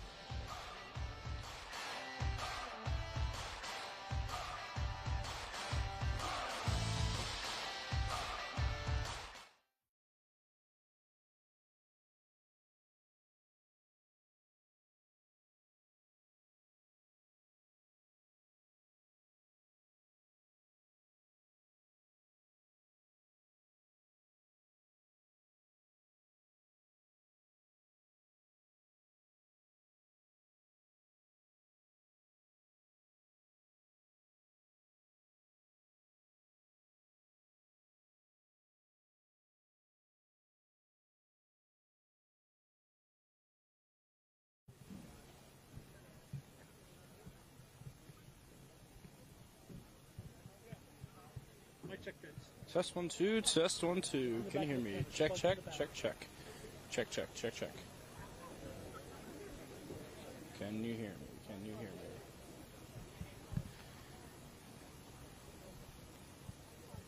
Check.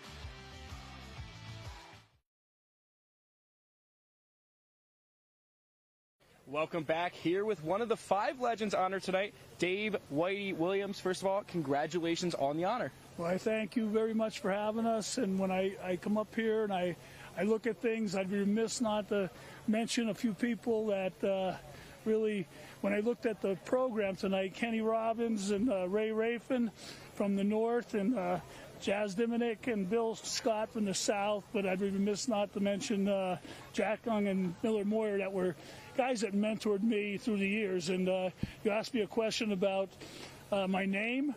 Well, I have to be Dave Whitey, because if you just call me Whitey, my mom wouldn't be very happy with you. It's because, I was always David growing up, but the nickname came along, and I was very fortunate to have great assistants through the years, and the people around me made a difference. And, it was a great run, and I got to thank the District 4 committee for having me, welcoming this honor. I'm glad that you are so grateful of this award. It's one of many in your career. You could go down the laundry list of everything you've earned, but apart from the accolades, what was the best part of, coaching a team for as long as you did? Well, I think, one of the things that hung in my office was academics plus athletics equals success.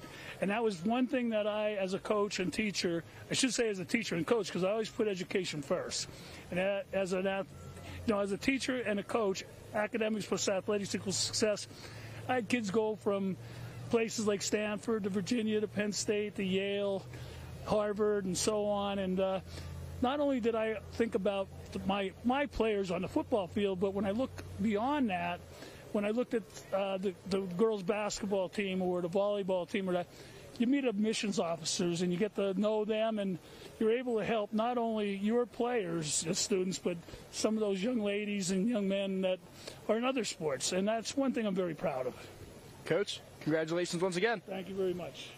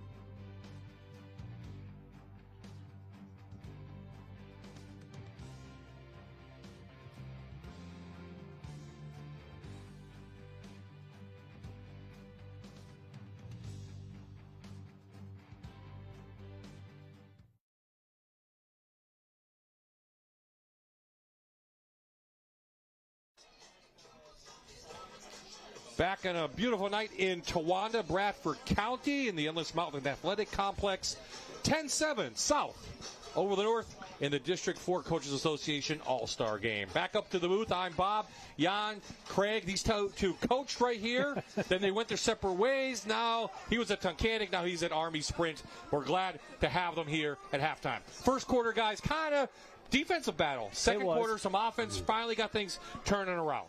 And it was neat to see that when the North scored, the South said, wait a second, hold my Gatorade, we're coming back, and they scored on their pursuing drive. And I think it's something that, in this game that you're going to see is the defense is usually going to be a little bit more advanced than the offense. But, I mean, in the second half now, we're gonna find out what happens. But, again, guys, it's the four guys up front and the defense. It's hot. It's going to be an attrition game, so it's going to be interesting at the end. South has run 32 plays for 180 yards. The North 25 plays, 112 yards. Pretty even. Yeah, absolutely. Offensively, right? Yeah. And Patrick Madden, we knew he can throw the ball. He had a touchdown to answer the North's touchdown.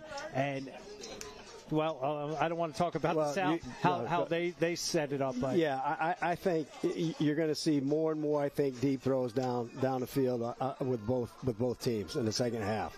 I think, and I alluded to this in the first half, the quarterbacks just got to get the ball out farther because all the receivers are breaking open at the top of their routes. They're coming open. So it's going to be really interesting towards the end of the game if they keep using receivers because they're open, but it's just the quarterback getting the ball out in front of them on those plays. Okay, let's take a look at the scoring from the first half. And again, most of that happened into the second quarter. North got on the board first. Elijah Jordan's first he did it with his legs, Coach. Yes, he did. Gain of 18. Something we're familiar with, and everybody at Jersey Shore knows about Elijah Jordan, how he can run the ball. But wait, again, hold my Gatorade. I can throw the ball, too. Absolutely. Yeah, Bradshaw, his only completion of the first half, and it was a touchdown. South answered a minute later. Madden Patrick. Right out here to Hall. Nice job. Gets that in there, tucks the ball away, sets it up. He didn't get the touchdown, but, again, great field position. Come right back, look for the same guy. Yeah, and again, look at how beautiful. Nice tight spiral. Coach Dawsey kept saying in the first quarter, back of the pylon. Throw it to the back of the pylon, touchdown. And then to end that quarter, the half, I should say, Hunter with a 28-yard field goal. And that's the score right now, 10-7. South did a nice job going down the field on that last series to get in that field goal, and that's where we stand right now. And again, I alluded to that first half, saying that Coach Major and the South, they wanted to get some points. So now the pressure's on the North now. Yeah, absolutely. All right. So South has to kick off. They can sit back and play great defense, and it's up to the North offense now to execute. Absolutely, and that's the name of the game, is execution. And again, I think the receivers on the outside have to block a little bit longer because the outside is there. So that's definitely something they can do. Again, with the throwing the deep balls, I think the deep balls are there, especially when you're farther away from your goal line, guys. Like I said before, people look at me like I'm crazy. When you're inside the red zone, that's actually an advantage for the defense, because you're taking away one aspect of the field being vertical. So, and the plays are there with the pass plays. It's man-to-man, so you got to make the plays when they're there. I used to say the same thing, Coach. Like, when they get in the red zone, they might have a little bit of momentum, but you got the 12th guy. Absolutely. That back of the end zone. Absolutely. The back of the end zone now cuts that off. You're able to play more one-on-one now and not have to worry about getting beat deep on the long balls. And don't panic. Right. Don't panic. The biggest thing is they get inside the red zone, all of a sudden the defense begins to panic. Hey, look, guys, you really have the advantage if you look at it. You do have an advantage here with a short field. Hey, you guys are looking on your screen right now. They're talking to the official in the orange shirt, the orange hat. Is Jersey Shore's head coach, Tom Gravish. Again, I was talking to him, and their kids are going to Pittsburgh, University of Pittsburgh tomorrow for a football camp. Yes. They just came back from Penn State last week. He was telling me a lot of fun things he does with the kids, too, to reward them. They're also going to they have a nice hotel. They're staying right next to PNC Field. They're going to the Pirates game, as a reward for all their hard work. More team bonding, and it's neat to see schools doing that still. Coach. Absolutely. Yeah, absolutely. I think that's really important. And chemistry isn't something that you can immediately get. Chemistry happens over time, and I think being in the weight room in the summer for kids, and it's really any sport. I don't care what sport you're talking about, but chemistry takes time to develop. It's not something you can really do the first day of practice, but over time, by being in the weight room, doing fun things like that, going to games and things like that, is really paramount and important for any athlete. I think in any sport to do that. Well, thanks Circle W for providing tonight's stats. Doing a nice job. Ed Weaver and his staff doing a nice job here with the District 4 Coaches Association website as well. That's where you can find the rosters and the stats and history of this game, as well as they did a combine this year at the Liberty Arena. So things going well here in District 4. Hunter with the kick for the South. Going to drop in and be bobbled. That's going to be a problem. And finally, they take him down at the 5-yard line. That's Samir Williams. Kind of bobbled the ball and then was stuck. Couldn't go anywhere. Yeah, that becomes a cardinal sin, really, with any type of reception, with a kickoff or a punt. The biggest thing is you've got to field the ball. Obviously, on a kickoff situation, I don't know if people know this, but the ball's live after 10 yards. It's anybody's ball. Nobody has to touch it. So you've got to field. You got to field the football. That was brought down hard by number 53, Danon Albakoff from Lewisburg. 5'11", 180-pounder. He slammed them shut. He absolutely did. And again, a lot of these kids don't play special teams on their own team, so only 1 week to do it. So they are in the hole. North is backed up at their 7-yard line. Jordan's going to keep the ball. Elijah Jordan ran the ball very effectively in that Elijah Jordan, on the quarterback keeper. First half, he had 8 carries for 53 yards. Whaley, who you saw from Williamsport in the backfield, he ran the ball 7 times for 40 yards in that first half. When they had success, they were going behind big number, 75, Various Farrell from Towanda. And that one seems the most success that they saw in that first half off that left side. Yeah, going to the left side, absolutely. And I think they can be successful to that side again. Again, we got receivers that have to hold their blocks for a little bit longer. They can't be lazy at this point. They got their back up against the goal line. They got to get it out of here. Big second down now. Elijah Jordan going to air it out. Downfield, a little pushing and shoving. Incomplete pass. Well, he went to his teammate there. Evan Schneider again. Great pass here. Absolutely. Look at this. Where it had to be. It's exactly where it had to be. Receiver. That's just, one step away from a big play. That's where the ball has to be. Look, Snyder knew. He was like, fingertips. It was right there. Shamokin's Andre Bell on the coverage. He's headed to play at Misericordia University. So third down now. The big third down for the South, because they could hold them. They will get excellent field position.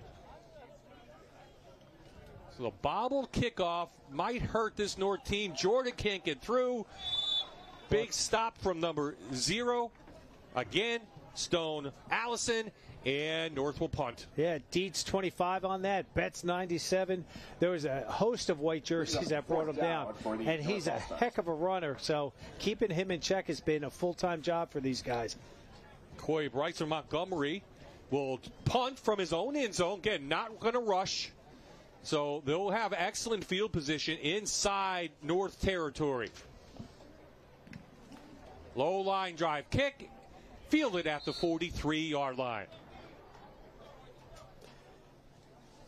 South All-Stars will begin their offense at their own 42-yard line. District 4 fans, we are introducing the Showcase from Circle W Sports. Do you want to get noticed at the next level? Do you want to have an athletic profile page for college coaches to look at?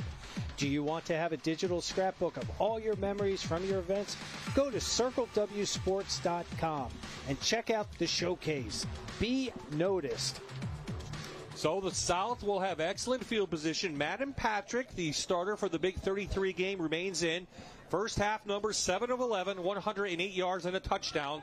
He will be flanked by Jeremiah Davis from Lewisburg. Davis, 8 carries, 42 yards in that first half. So Carl Major wants to get another touchdown on the board. Patrick back. In and out of the hands of Delball. Ben Delball was right there, but he just couldn't get that pass. It was just out of his reach. And he's 6'3", and that's a long reach. Keaton Coggan's doing a great job at defensive end there. I mean, he's just kind of feathering out the play, and then he's timing it, and he's doing a really good job with his defensive end play. I've been impressed with both defensive lines, in this game tonight. It'll be interesting down the stretch here. Absolutely. Some big boys out there on the field. So 4 wide receivers set, 3 to this near side for Patrick. Second down. Get Mark Persing, Shamokin coach, calling the offense for the South. Good protection, a lot of protection. Collapses a bit. Patrick on the move. Strong arms it downfield. coming back to make the catch. Was that Hall? It is. It is Hall. Hall with a great catch from Warrior Run. Came back on that, and it was a gain of about 8. Samuel Hall. I'm going to argue that. That was a bad spot. Third down and 2. Great job scrambling out under the pressure. Coming back now. Look, he caught the ball. At the 32, maybe? Is that what you're going to argue? Okay. Yeah, because, again, that would have given them the first down. Yeah. That's why I was. But how about the arm on Matt and Patrick? And he was 15 yards deep. And he's rolling again. And great job by the receivers, right, Coach? Oh, absolutely. To come back, break your pattern off, come back and help your quarterback. Absolutely. 98 touchdowns in his career with Danville. Braxton Brown for the first down. A figure law first down for the South on the move now. The ball carrier. Brought down by number 75. Nice job on the offensive line to make the push. Yeah, Bryce Chicatano, 6'4", 290, number 75. Number 52, Balky Hockenbrock from Shamokin, 6'2", 253. Peyton Snyder, Warrior Run, 5'10", 260. Chase Miller, Danville, 6'2", 200 pounds. And Andre Smith, 6'3", 285 pounds. Again, doing a tremendous job up there. Davis off the left side finds a little gap. He'll fall forward inside the 30-yard line. By number 5, Riley Vanderpool. So the defensive line now will make a little bit of switch, get a breather for Farrell.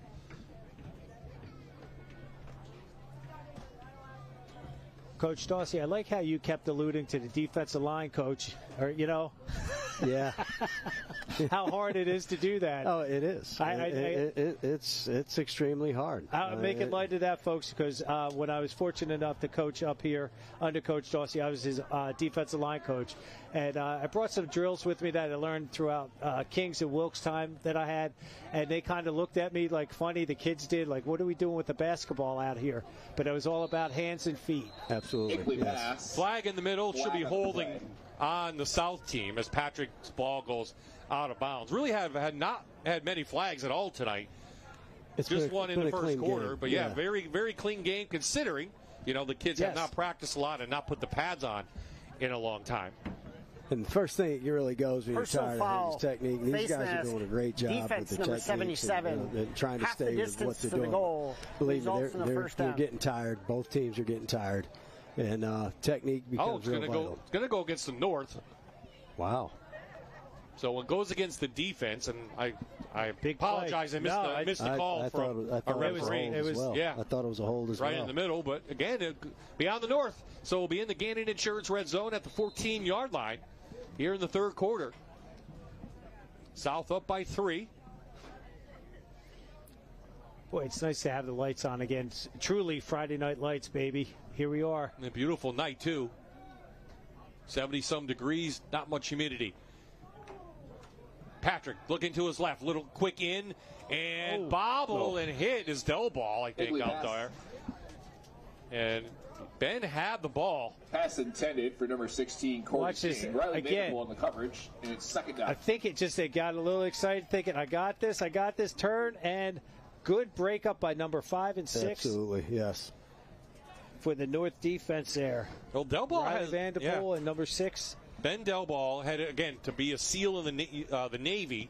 Didn't even want to play in this game, he told me. Really? Yeah, he had to get talked into it by his friends because he ran track in a very successful 4x100 team that won the state title, I believe, in track and field for Shamokin. He was part of that team. But he's glad he did. He won last game before he heads to the Navy. Braxton Brown carrying players inside the 10. The ball carrier. They're down on the way. Boy, has he been just a stalwart in terms of running Brought tonight. down by number 79, Tristan Conklin. Yeah, Brown going to play football at Grove City. Right. We talked about one player. Here we go. Look at this. He just keeps the legs chugging right in there. Again, refuses to go down. He's still not there. Now he's down.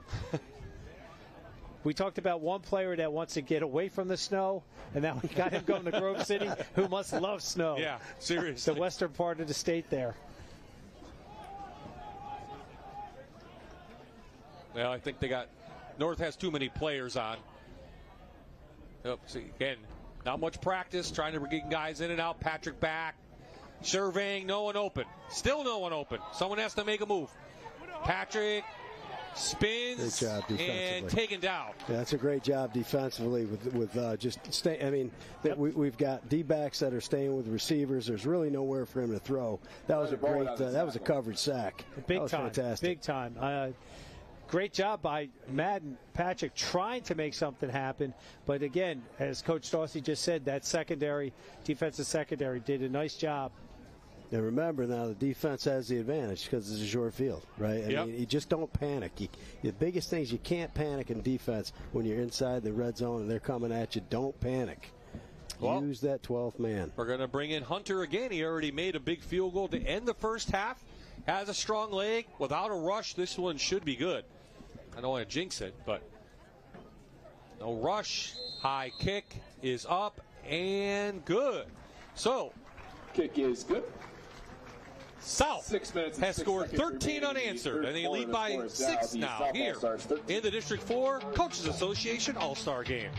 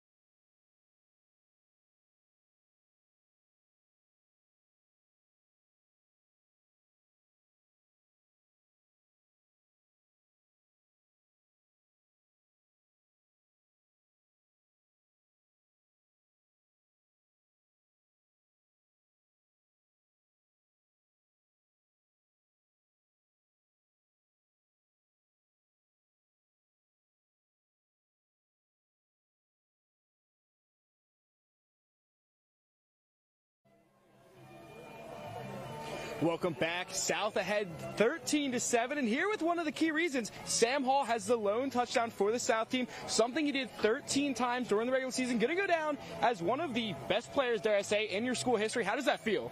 I feel so grateful that I can be able to say that and just have that accomplishment. It just means a lot to me.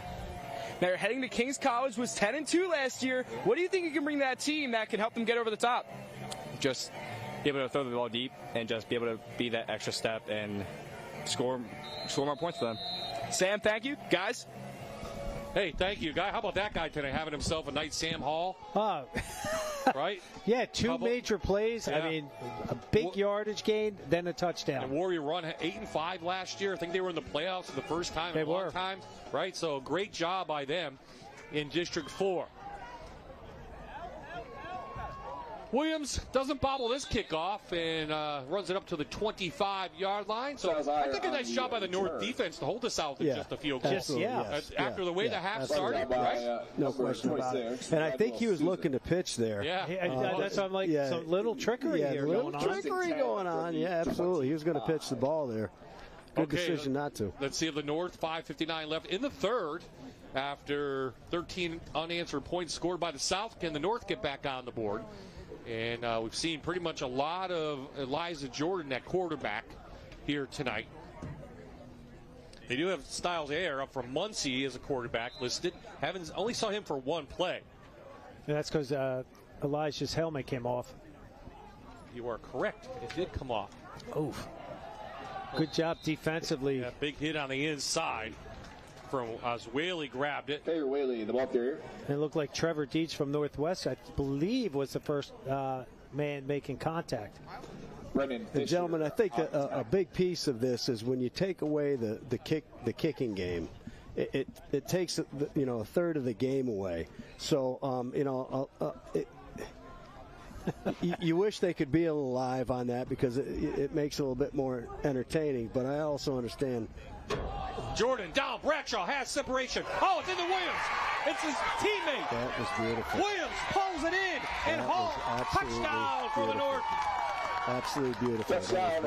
I think Coach Dorsey said something about going downtown. 74-yard Blaise Alexander touchdown. to the Williamsport product number 16, Samir Williams. But look at the separation he got. But more, I really am impressed with Elijah Jordan just pinpointing that where it needed to be.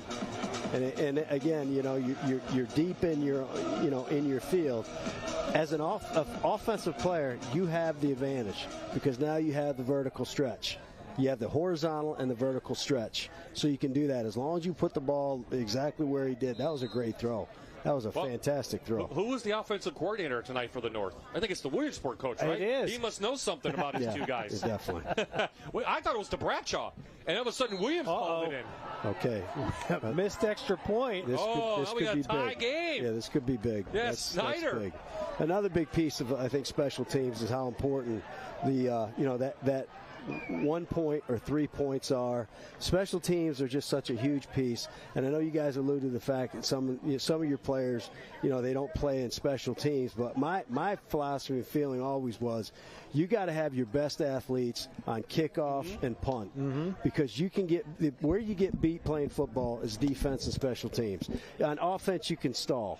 All right, if you stall, you're still okay. Obviously, you want to score points. But the big thing is you can't allow a kickoff for a touchdown or a punt for a touchdown or a field goal. Those they're momentum changers. They're momentum changers. Yeah, they're momentum changers. Absolutely. Well, how about Elijah Jordan? 2 completions on the night. 2 touchdowns for 94 yards. What did I say in the first half? Hey, if I throw one pass as a touch, I'm good. You're going to see more. Yeah. You're going to see more. You're going to see more. It's working. And what he's going to end up doing, the type of style player he is, that's going to allow him now, it's going to open up his run game. Nice kick for Evan Snyder all the way to the goal line. Davis from the 2. He's going to take it out. Looking for a block. Don't. Yeah, I think I was going to say the same thing. Block in the back coming, but nope, no flag. And Davis does a nice job just to get up to the 24-yard line. Things starting to heat up a little bit. Yeah, that's a great run. The boys want to win this game. Oh, they absolutely. do. Right? No, they're competitors. It doesn't matter if they play. 1 practice, 2 practice. It doesn't matter. They want to win. They absolutely want to win. So now we're tied at 13 after the North matched the South. Missed extra point. The difference so far, it's 13-all. Nice, well-played game. Couple exciting kicks. Couple of exciting plays here in the District 4 All-Star game. Glad you could join us here on MyTV WQMY. Coming up just less than a month, we'll have the Dream Game from Lackawanna County as we kick off our Friday night rival season with that, and then we'll announce our full schedule from there. Brown up through about 3 yards off the right side. Keith McLean makes a great play here as the defensive tackle. All right, and am I looking at his stats here? 5'10", 262. That's a fire hydrant. I mean, that's really hard to move out of there. He does a great job of just hunkering down and waiting and making a play here. That was a really nice play on his part. The alley opened up wide, but defense shut it down really quick for a 1-yard gain. I thought he was going to break that, but boy, good pursuit angle by those defensive linemen. Yeah, and just being, being disciplined, getting heel deep, and believe me, they're going to come to you. They're going to come to you. Patrick still in. Rush to the outside. Missed him. Totally missed him. Finally finds a guy. That is green helmet. Jeremy Davis. That's Davis with the speed. Shoots out. Great find by Madden. Patrick picks up a figure law first down, gain of almost 19 yards. I think Coach Person called this the middle screen. Yeah. Let's cut. Yeah. Boom, it turns it outside and cuts back in. Look at how his form, Coach. He's just a tremendous athlete. Yeah. I mean, it's just so smooth. He's just so smooth. Again, those athletes shining in this game, one-on-one. You saw Patrick, the athleticism, headed to East Stroudsburg. Davis going to head to Buffalo at some point. Yep, after prep school for a few months. So that's what we've seen. A little quick out to Tate Adams, knocks down the ball. Good hit by Bradshaw, stands over him. See, that's... Now we're getting a little chippy now. Now it's an all-star game. Yeah. Don't do that stuff. Just you made a great play, and then, you just gave them 10, 15 yards. Yeah, that's not wise. Not wise. You're You're playing for the guys on the field. They all want to win, and now maybe you cost them. After the play, personal foul, personal defense foul, number 9. And that's I think that's a maturity First thing, down. too. Yeah. I mean, you're dealing with high school kids, and all of a sudden they get emotions run high. The excitement's there, but again, great play. Yeah. And then just to do this, you didn't need to do that. You don't need to do that. Yeah. Don't need to do that. Especially right there when everybody can see it. So, I mean, right? So, okay, so that will give them a figure law first down inside North territory down to the 40-yard line on the penalty. And 3:28 left in the third. Patrick and company going to go back to work. 3 wide, 4 wide out set. Pretty much the norm all night for Coach Persing and Coach Major.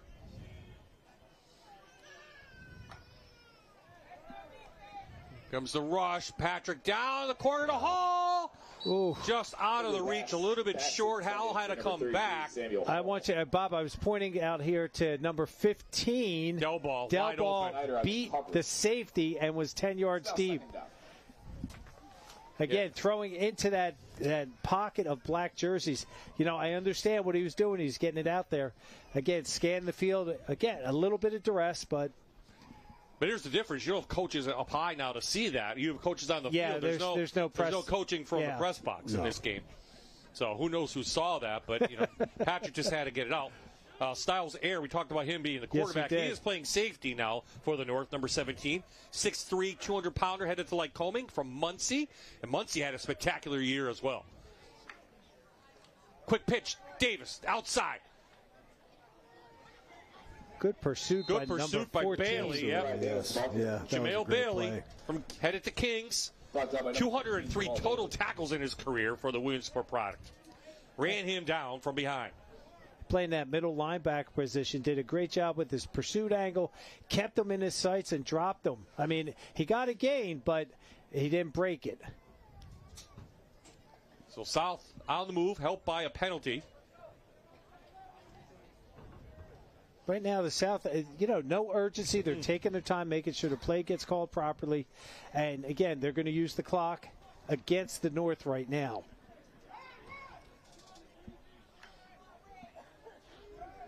Great play, defensive end. Great play. Yeah, trying to get the end around. That was nice. Stayed square.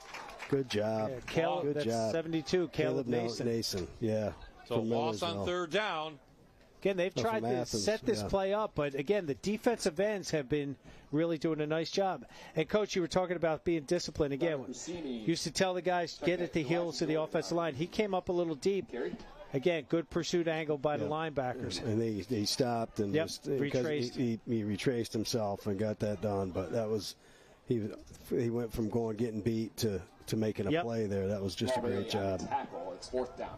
So on fourth down in North Territory, it looks like they are going to go and punt. Oh, no, they're going to try a field goal. Why not? Why not? It's an all-star game. 54-yard field goal attempt. Let's set the by precedent. Gavin Hunter. His long in high school is 38. I'll tell you that. Right. So, yep. Oh, I think Carl changed his mind. Nope, we're going to punt now. Stone Allison comes out. It is an all-star game. Yeah, that's a little far. Watch the fake. Yeah? Can you fake it in the all-star? No, I was going to say you can't. There's no rush. No, that would be a perfect play, right? Oh, now we're going to bring the offense back out. Be a perfect play. So we've gone field goal, punt, offense. So officially 4th and 11 from the, looks like the 42-yard line.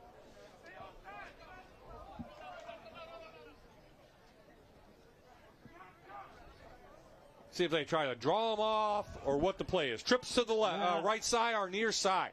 Patrick back in. Brown next to him. Madden back. Has time. Outside to Del Ball. Goes incomplete.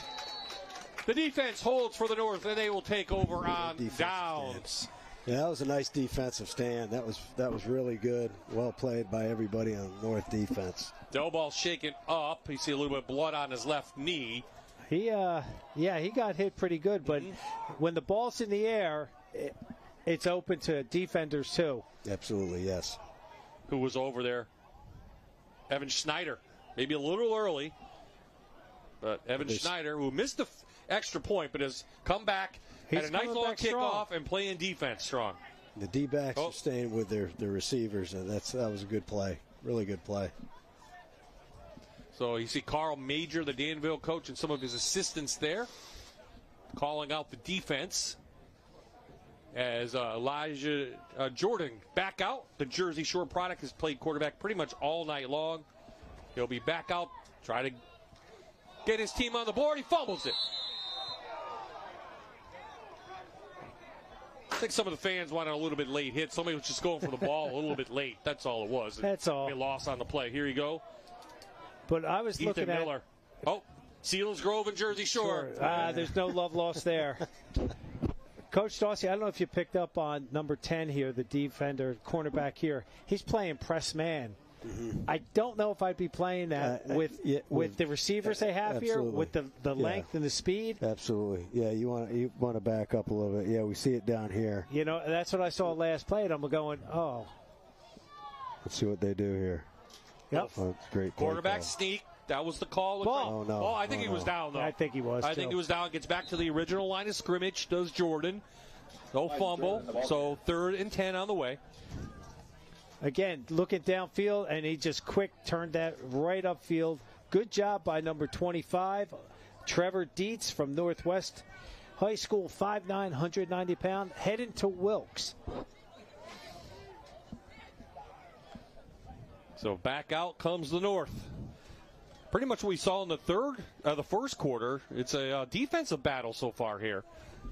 Except we have one field goal and a touchdown, but the defense have done a nice job the last couple of series. Jordan looking. Good defense downfield. Ton of time.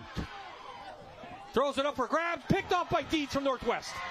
That's one he probably should have eaten. Yeah. When you're scrambling like that, you're coming to your left, you're right-handed, and you're trying to throw across your body. That usually toughest throw to make. It's usually a pick. Yeah. So it's a good thing it wasn't a pick six. Saw the pressure and threw it up for grabs, and Dietz pulled it in.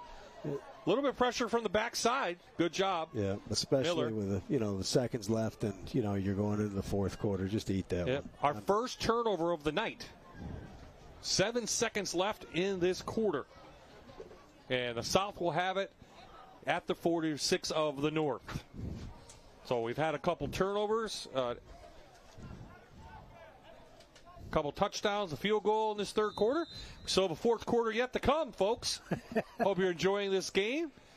Some high school football here on MyTV WQMY. Just a foreshadow, Coach, of what we're going to have coming up. It'll be here before you know it, right? It happens all the time. 63 days. Thank you. Not that I'm counting. Your wife is counting.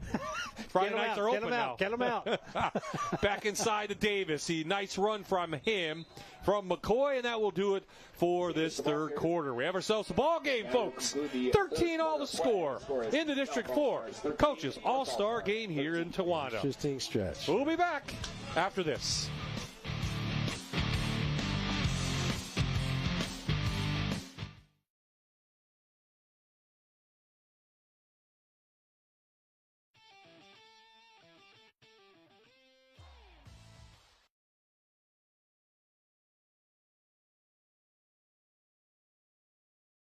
Trying to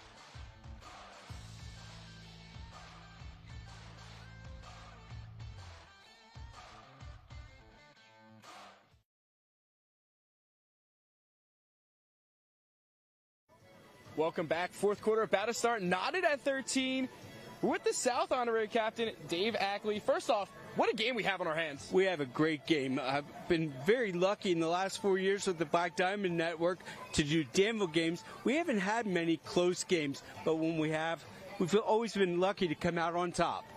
What is the biggest transition that you had from when you played back in the day to writing and now in the broadcast booth? Well, when I played, it was all run. Everything was run. Now I'm seeing great quarterbacks everywhere.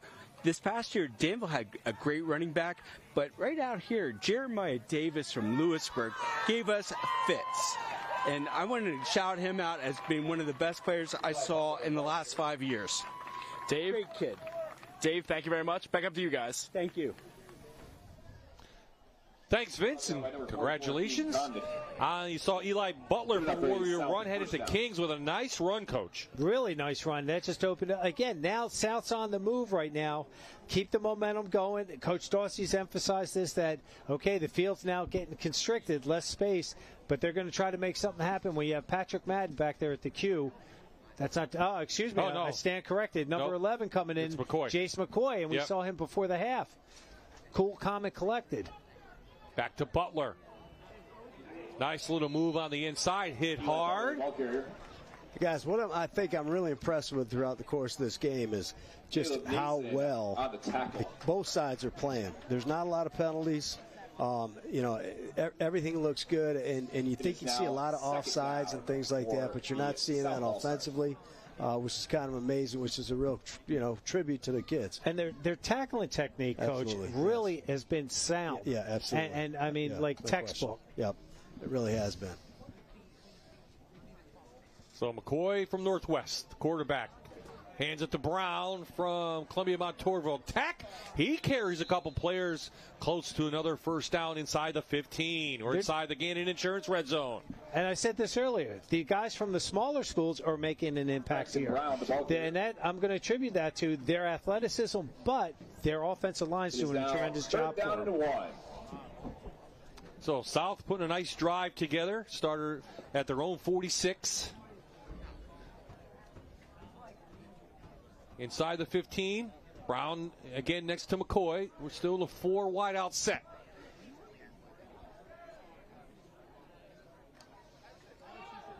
Inside handoff, read that way on the inside. At 25. Ryder Bowen from Wellsboro.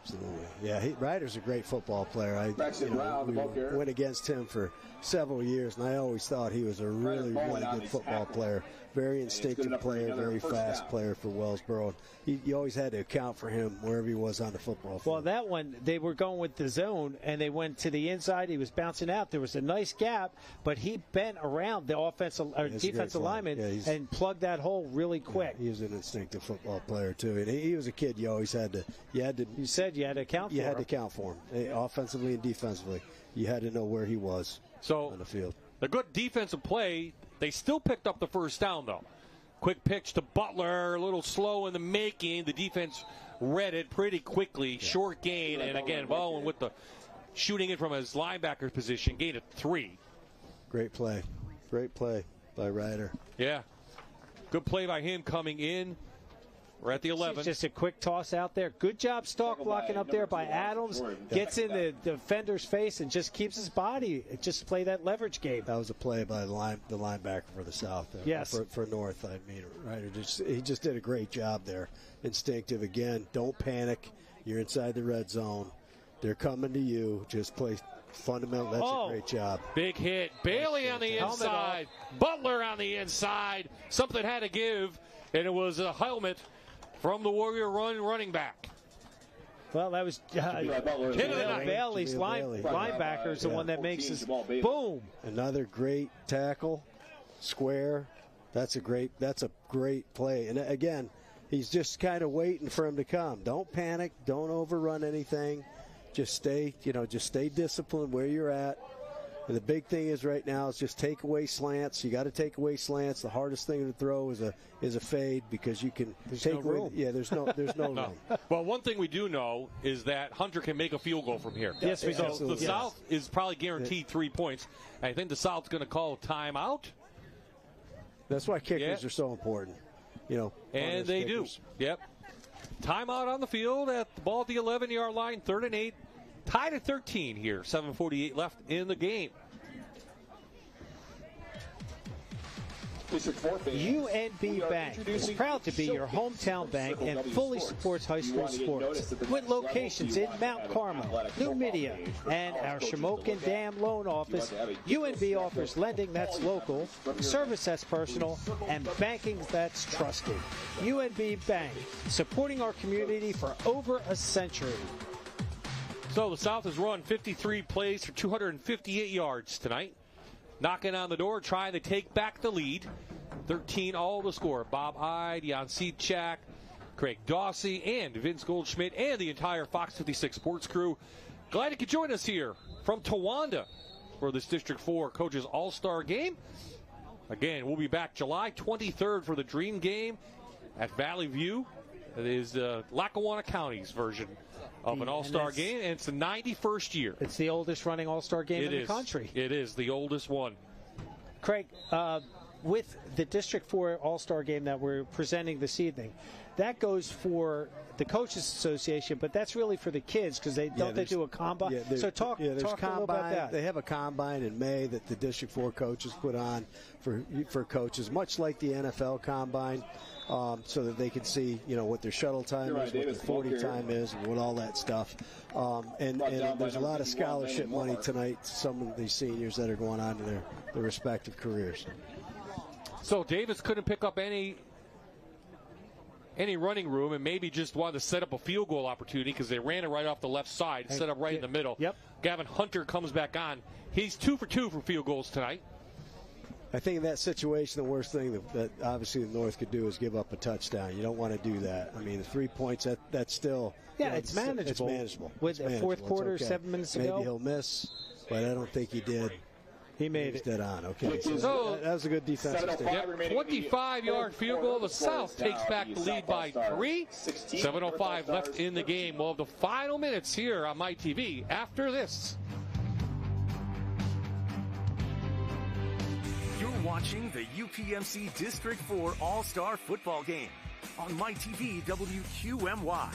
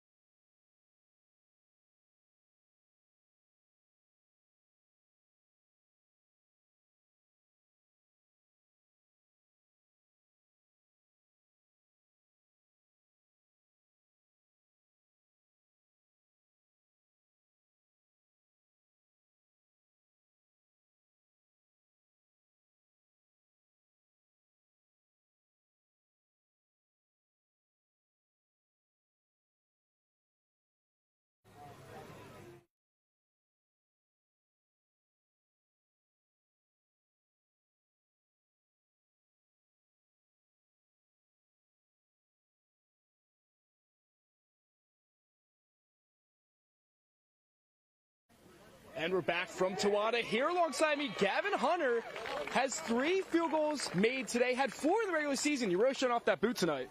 Yeah. I got to give thanks to, Tate out there holding the ball for me. It's been great. I'm having fun. Now you're going to Lancaster Bible to play soccer and run track and field. I mean, you showed it off this year during the regular season for soccer too, had 6 goals. What are you going to miss most about Friday Night Lights though? I'm definitely going to miss the people I'm playing with. They're my brothers. I have fun with them. Just like that, it's just a brotherhood, and I'm definitely going to miss the time just being with them, so, yeah. Gavin, thank you. Back to you guys. Yeah, not too bad for that kid. 3 for 3 in field goals. Good night. Pretty good evening. Of course, you need to have a rush. You could probably kick it, right? Bob, I have about 1 kick left in me. That's what I'm saying. You got 1 good kick left. I think I could. All right. Okay, North with an opportunity. They have to go the length of the field, though, to even tie this one up. The ball is at the 18 to start. First run, about a yard on that. I just have to go back and just talk a little about that mixed extra point. That was, that becomes a factor. I don't care what game it is. Yeah. Extra point. Those extra points are imperative. You've got to have them, especially a point after touchdown. You've got to get that 1 point. Let's see if Elijah goes back to that air. No, they're going to go back to Whaley back on the ground. Tries to get outside. The defense is there, but he's carrying players. Great job by Whaley. I like how he gets to the outside quick, determined, good ball carrying skills. You saw the transition to the outside arm, and then he just rubbed that back inside and got extra yardage. That was a great run. Because it looked like it was going nowhere. No, I thought they would shut it down, but boy, he hits that edge really well. He just put his foot in the ground and went. Kind of reminds me of how Coach Dawsey used to run the ball. I saw 16 millimeter film on him, Bob. 16. Sure. 8 millimeter? Yeah. There's the other back, Bailey. Nice. Bailey. Not a lot of carries tonight. Carrying players out of bounds up to the 50-yard line. Gain of 21. So Bailey comes in, headed to Kings. He ran for over 500 yards last year for the Millionaires. Tackle. However, it's good enough for another North. They kind of just did that kind of split option look there. Bailey was lined up on the left side, came across, obviously got the ball. The halfback on the right side went across like they were running the option. Again, just a variation of the RPO with a misdirection. But again, they're playing that diamond backfield with 3 backs back there. Bailey again with some fresh legs, bouncing off people. Another Ethan Miller lost the helmet, still makes the tackle. 8-yard gain. Now we got. Yeah. This is not part of it, guys. No, we just have to stop the game. Just stop the game for a minute. Get him. Good. Miller took the hit. Nice job by Bailey, though. I mean, it's a hard, clean football hit, right? Yes, it is. I mean, great job. Puts his head down. Nice job there. Oh, Miller ripped. I see. Yeah, Bailey ripped off Miller's helmet. They weren't happy about that. I think they're just going to call offsetting. Yeah. On this one, probably tell both coaches settle the guys down. And again, if Bailey gets another personal foul, he's out. And that's not how you want to end your high school football career. No, it was more Bailey. You know, Miller may be upset, took his helmet off. I mean, it's just probably just happens.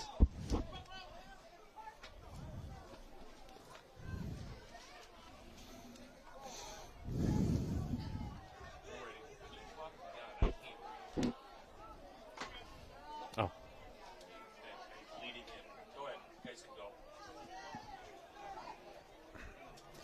Guardian Protection is your new hometown security pro, bringing homes and businesses proactive video surveillance, AI detection, and smart security systems. Guardian helps stop crime before it happens. Call 1-800-PROTECT. Offsetting. So it all comes down to the offsetting penalties. Lost in the play was the hard run by Bailey. He picked up almost 8 yards. The ball is at the 40-yard line in the south, and the North is just running the ball right down the field to the south. Yep. Coach Major right now, he probably had an earful for his players right now. You know, 1, be disciplined. 2, you guys got to start playing harder. You're getting pushed around. And keep in mind, you know, you're winning the game. So you don't want to give the game away here. Right, by a stupid penalty. A stupid penalty. Yeah. You just don't want to do that. North overall, 37 plays tonight, 233 yards. But on the move now, at least to get a tying field goal. 5:05 left in this All-Star game. Things heat up a little bit. Things will settle down. We'll pick things back up here.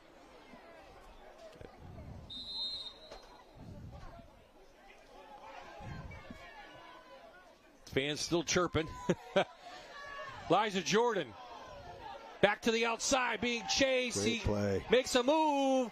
Finally ridden down. It's a figure law first down up to the 32-yard line. I don't know if that was design misdirection or maybe he just said, hey, I'm going to go back the other way. But I think Coach Dawsey, this is what he did at the Dallas game last year. He took it over. Okay. He took this game over with his legs, just his running ability. I agree. It looked like they were trying to set up that outside zone, and he just pulled the ball and went back the other way. Yeah, Butler got him from behind. And, again, all running plays so far from this North team.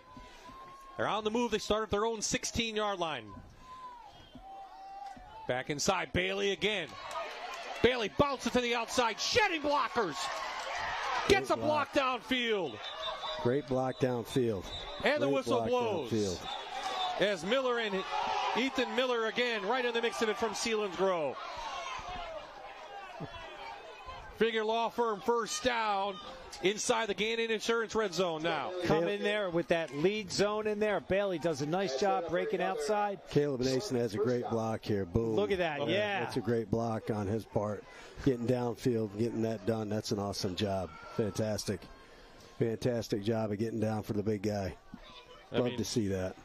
Ethan Miller is going to be a correctional officer from Selinsgrove.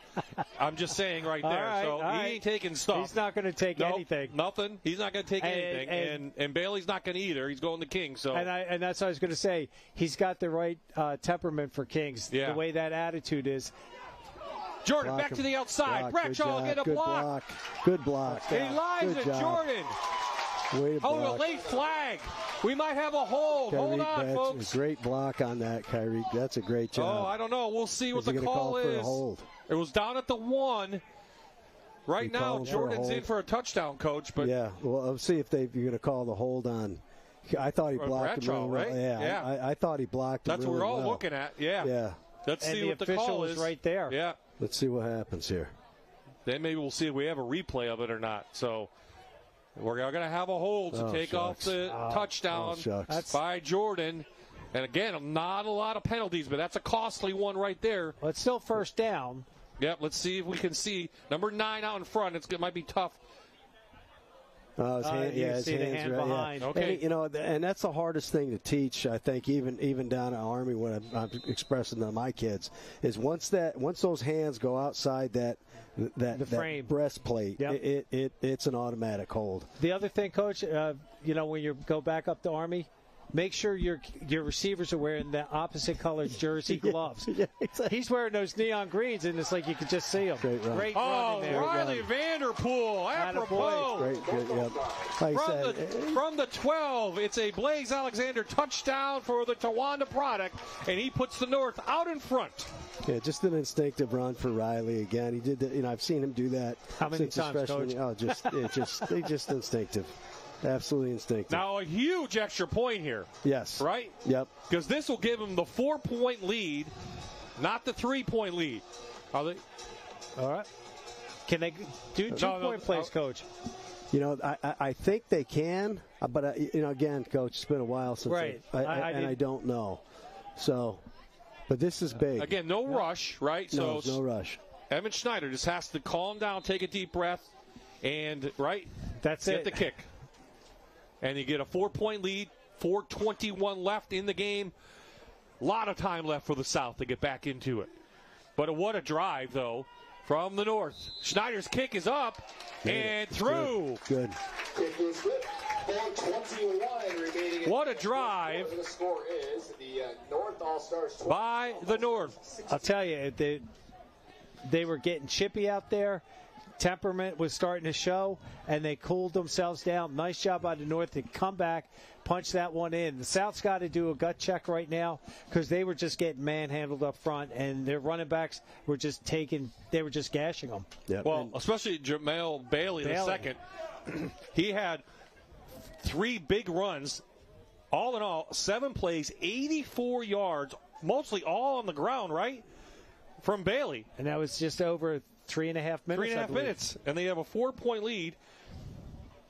Bailey, 5 carries, 44 yards, all on that one drive right there.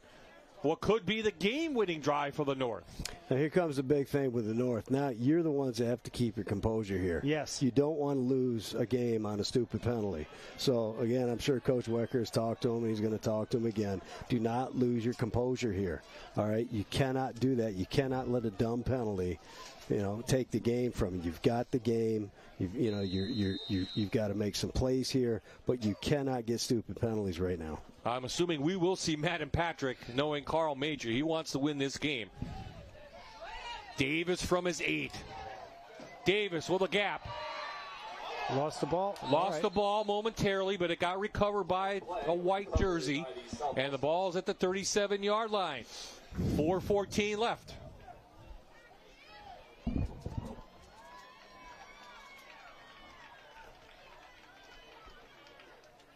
For 60 years, the Kitty Corner Boutique has been your local destination for baby gifts, kids fashion, and one-of-a-kind finds. Proudly supporting Danville and all our area's high schools for over 60 years. The Kitty Corner Boutique. Well, I thank all of our sponsors tonight, including UPMC and Blaise Alexander, for making tonight's game possible. So, South, here we go. Matt and Patrick back in for 3 wideouts, halfback, and Davis sidecar. They'll roll him out. Nope, he's looking long already. Good. Had an open receiver for a second. Finds again. It's Riley Price and makes the catch out of bounds. Heck of a play by Madden to keep that alive. Going downfield. I mean, 3 receivers. He makes the catch, but it was out of bounds. I was impressed with the catch, even though it was out of bounds. I mean, that's a tremendous, concentration on the football here. We had him open earlier. Yeah. He was open down there. He just didn't see him. Well, he was rolling to his right also, or excuse me, his left. Then he came back to his right. Oh, I got a feeling we're going to have an exciting finish here. It's already been a great play game. Absolutely. Last year was 30-3, was over early. This one has been well played and very competitive, which we kind of expected this year from these 2 rosters. So who's going to win it? We'll find out. Stay right here. Patrick back. Here comes the rush. Lofting it out for Hall. Hall with a big catch. Hall makes a move. He's inside the 35 to the 34-yard line.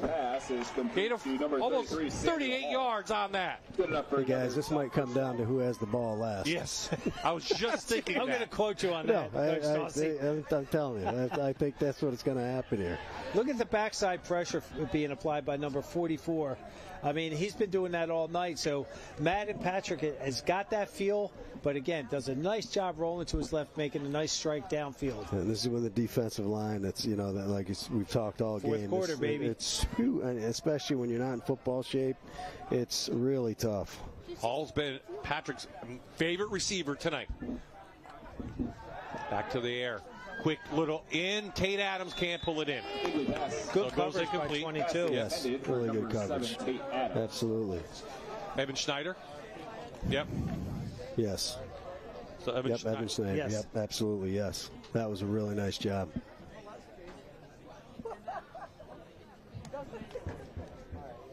I mean, the defense really has done a nice job shutting down University of Buffalo running back bound Jeremiah Davis from Lewisburg, our spotlight player of the game, who had over 2,100 yards this year, 29 touchdowns in the season, and he really hasn't been much. I'm not being negative. 12 carries, 59 yards. Yeah. 4.9 average. But they have not got a running game going, has the South. Patrick just looking downfield, going to throw it out of bounds. Where the North has shown they can run the ball. And they've done it effectively. Yeah. But guys, there's stuff underneath here that they're not taking advantage of. I think I know I should be talking about the North, but right now I see you've got 3 minutes. You've got 2 timeouts. All right, start hitting stuff underneath. Get 5 or 6 yards, chunk yards. I think they're trying to throw it a little bit too deep, in my opinion, right now. Yeah, just get the first downs. Yeah, you just need first downs because you have a good field goal kicker. That's not going to help you. But, with 3 minutes, but, you never know. But just take the underneath stuff. And, again, I do this all season. Bob will say to me during the course of the game, what do they have to do? And I always say, just get first downs. Don't always go for the home run. Yeah, get singles. You don't need the home run. Davis bobbles the ball. Okay. Oh, he can't come over there. It's recovered by the North. That had disaster written all over from the outset. Davis couldn't pull it in. And it looked like Morehart, maybe 51, who recovered it from Montoursville. Let's see. Again, that's just the zone. The Montoursville product pulls it in. 2:52 left. 2 timeouts left for the South team. 3 for the North. They're up by 4. The North trying to pull 2 wins in a row over the South.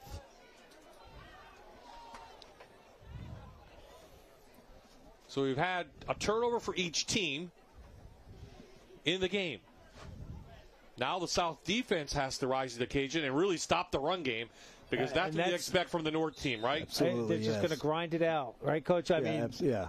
And I think North has 3 timeouts. Yep. And the South has 2, so that's going to become a factor as well. 3 set.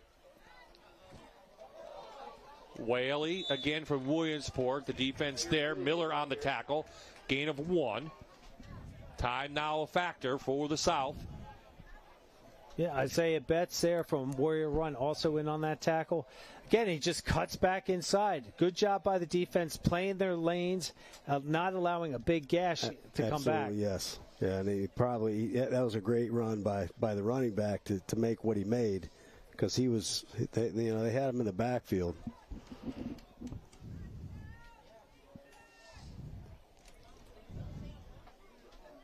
Clock continues to roll now, near the 2-minute mark. The 3 running back set has been effective. Elijah Jordan going to pass, looking downfield for his tight end.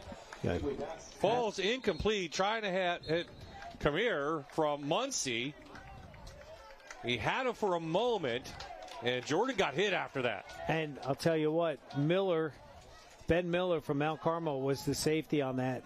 And he got beat, but I like the play call. We haven't seen any action to the tight end. Right. What a great way to introduce him back in. He's ejected.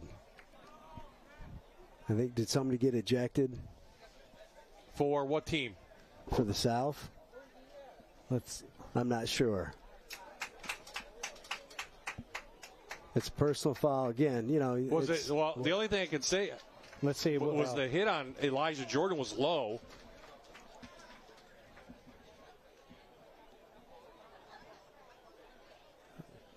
It is a penalty on the South, obviously. The North now inside South territory down to the 44. And that was a big one, so it was a personal foul. It had to be a personal foul, yeah. Again, keep your composure. Keep your composure. Look at that. Wow. Jordan he makes another hit. Just keep the clock going. North just has to keep the clock going here. Elijah Jordan, they were two back-to-back hits on this young man, but he's used to this. I mean, he's hitting around like a pinball, but again, he gets right back up. He's like, okay, I'm good to go. Let's go. You see him talking to Coach right now, the offensive coordinator. That's Coach Pearson, right? Yes, absolutely, yes. Head coach of Williamsport. Millionaires. When does Carl Major start calling timeouts? You think after this play, he's got to call one to stop if it's a run. Is a Jordan run again to the outside. Miller getting on the pursuit, makes a tackle. Yep, third and long timeout. Yep, there's that timeout. Bell also there from Shamokin on the tackle, loss on the play, brings up 3rd and long now for this North team.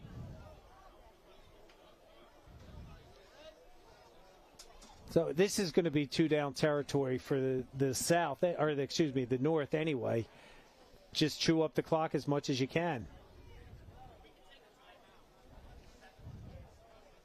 So, again, the North trying to repeat. Big win last year, 30-3 in a thunderstorm-shortened game. Very competitive in the South game in 2023. I think that was played at Williamsport. 9-7 low scoring. Back and forth it's gone every year. So, this...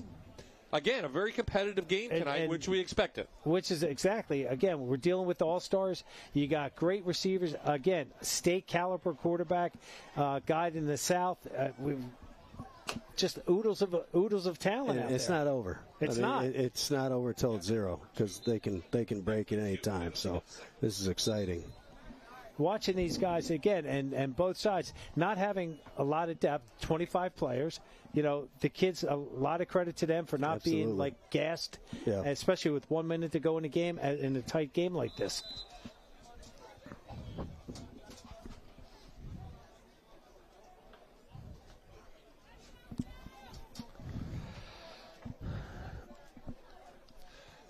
Third and long. Here's the ball airing out, and it is almost caught by Schneider. Defense, Rosini's over there. I think Evan got shaken up a little bit, and that's why he threw the helmet. Again, I understand Butler frustration down there as well. But you don't want to have – he can't – he's off the field now for the last play.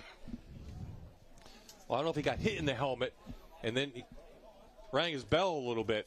I think he was upset because he missed the ball. You think it was that? I think it was that. And he was upset at the beginning of the half when he just laid out for it and he just missed it. I think it was just because he missed the ball. So 4th down now on that incomplete pass, and more importantly for the South, it stopped the clock. You see 51 seconds left. They're going to have to punt it.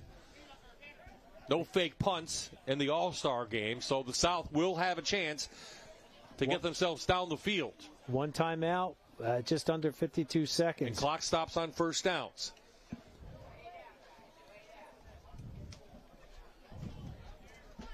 Good kick, and Bell comes up to catch it at the 24-yard line, and that's where the South will have it now. Can't keep everything in front of you if you're the Northern defense. Yeah, it doesn't matter. A field goal can't win it, right, Coach? So they need a touchdown. At the end of the game, Vince will go down the field, collect some players of the game. If the North hangs on, guys, one of their players at the game, you has to be Elijah Jordan. Absolutely. Who's the second player of the game? Bradshaw Williams from Williamsport. It's got to be one of the runners. I mean, I'm looking and thinking Whaley, to be honest with you. Yeah. Because he keeps creasing that outside. I mean, I don't know, but Bailey's played well. Bailey's played well, defense, and then Riley had that key touchdown. Timeout North. North wants to set the defense now. Jamie Wecker calls timeout. Again, you can only play a certain defense in this one. So you're backing everybody up. Yeah. So we'll have to see how it plays out. And, the stats say, a little bit of everyone. Can we have all the Williamsport guys? Because they've all contributed somehow. Yes. I mean, yeah, they have. They both have a touchdown. The running backs have done well. Mm-hmm. Bradshaw's, they played well on defense, especially Bailey in the middle. Give the North a lot of credit. On paper, you think the South could win this one easily, but the North has really, really dug in. Played hard, played well. And again, with their offensive formation, I call that diamond backfield. Yeah. It's something a little unconventional for an all-star game in terms of you would think it would be the spread offense, but they're keeping it in tight, and they believed in the run game with their offensive line, and they've done a very nice job.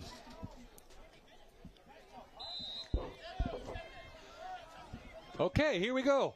Big 33 quarterback going to try to lead his team down the field, possibly for the win in this all-star game. Patrick back. Quick out. Caught. Wow. Fancy play. Thrown back.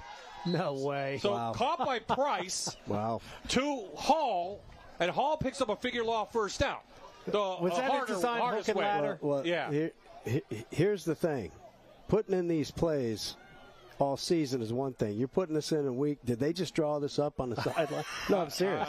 Did they draw it up on the sideline? I mean, that's Coach Major. No, I bet you he probably has a few of these. Well, remember, this is Mark Persing who's running it from Shamokin. That's true.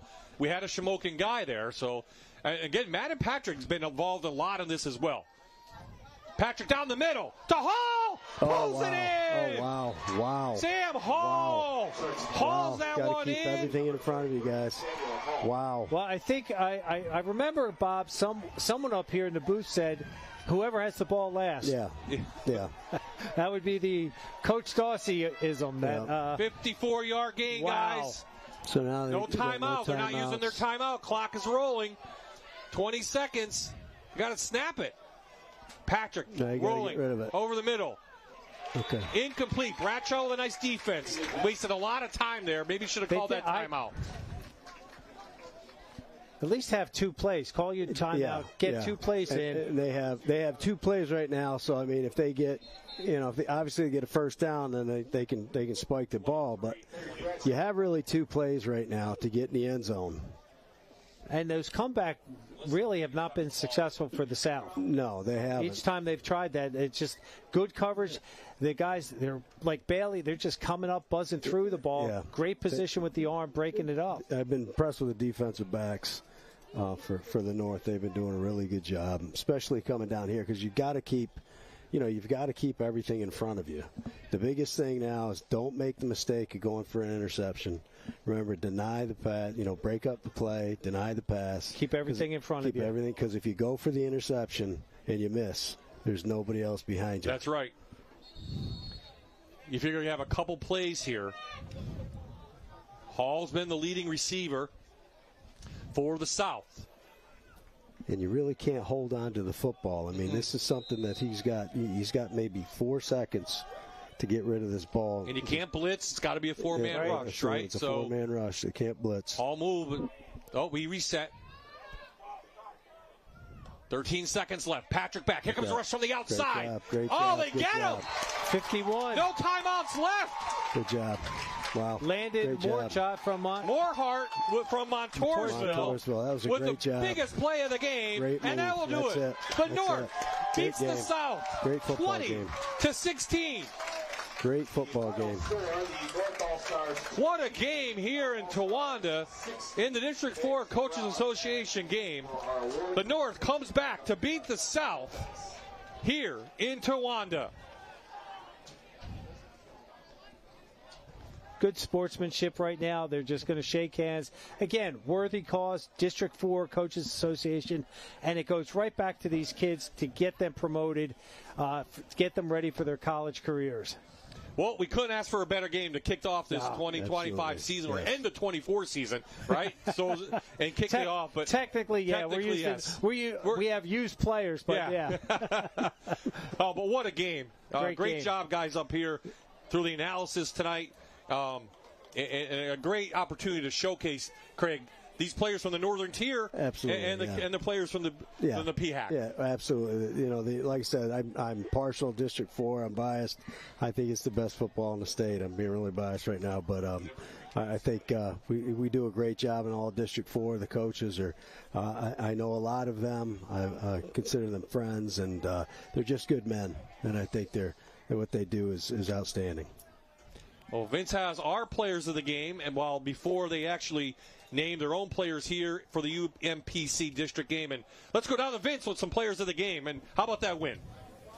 A great win for the North. And we got two of the best players from tonight's game. We got Elijah Jordan to my right and Kair Wally to my left. Guys, how did you guys close it out? I'll start with you.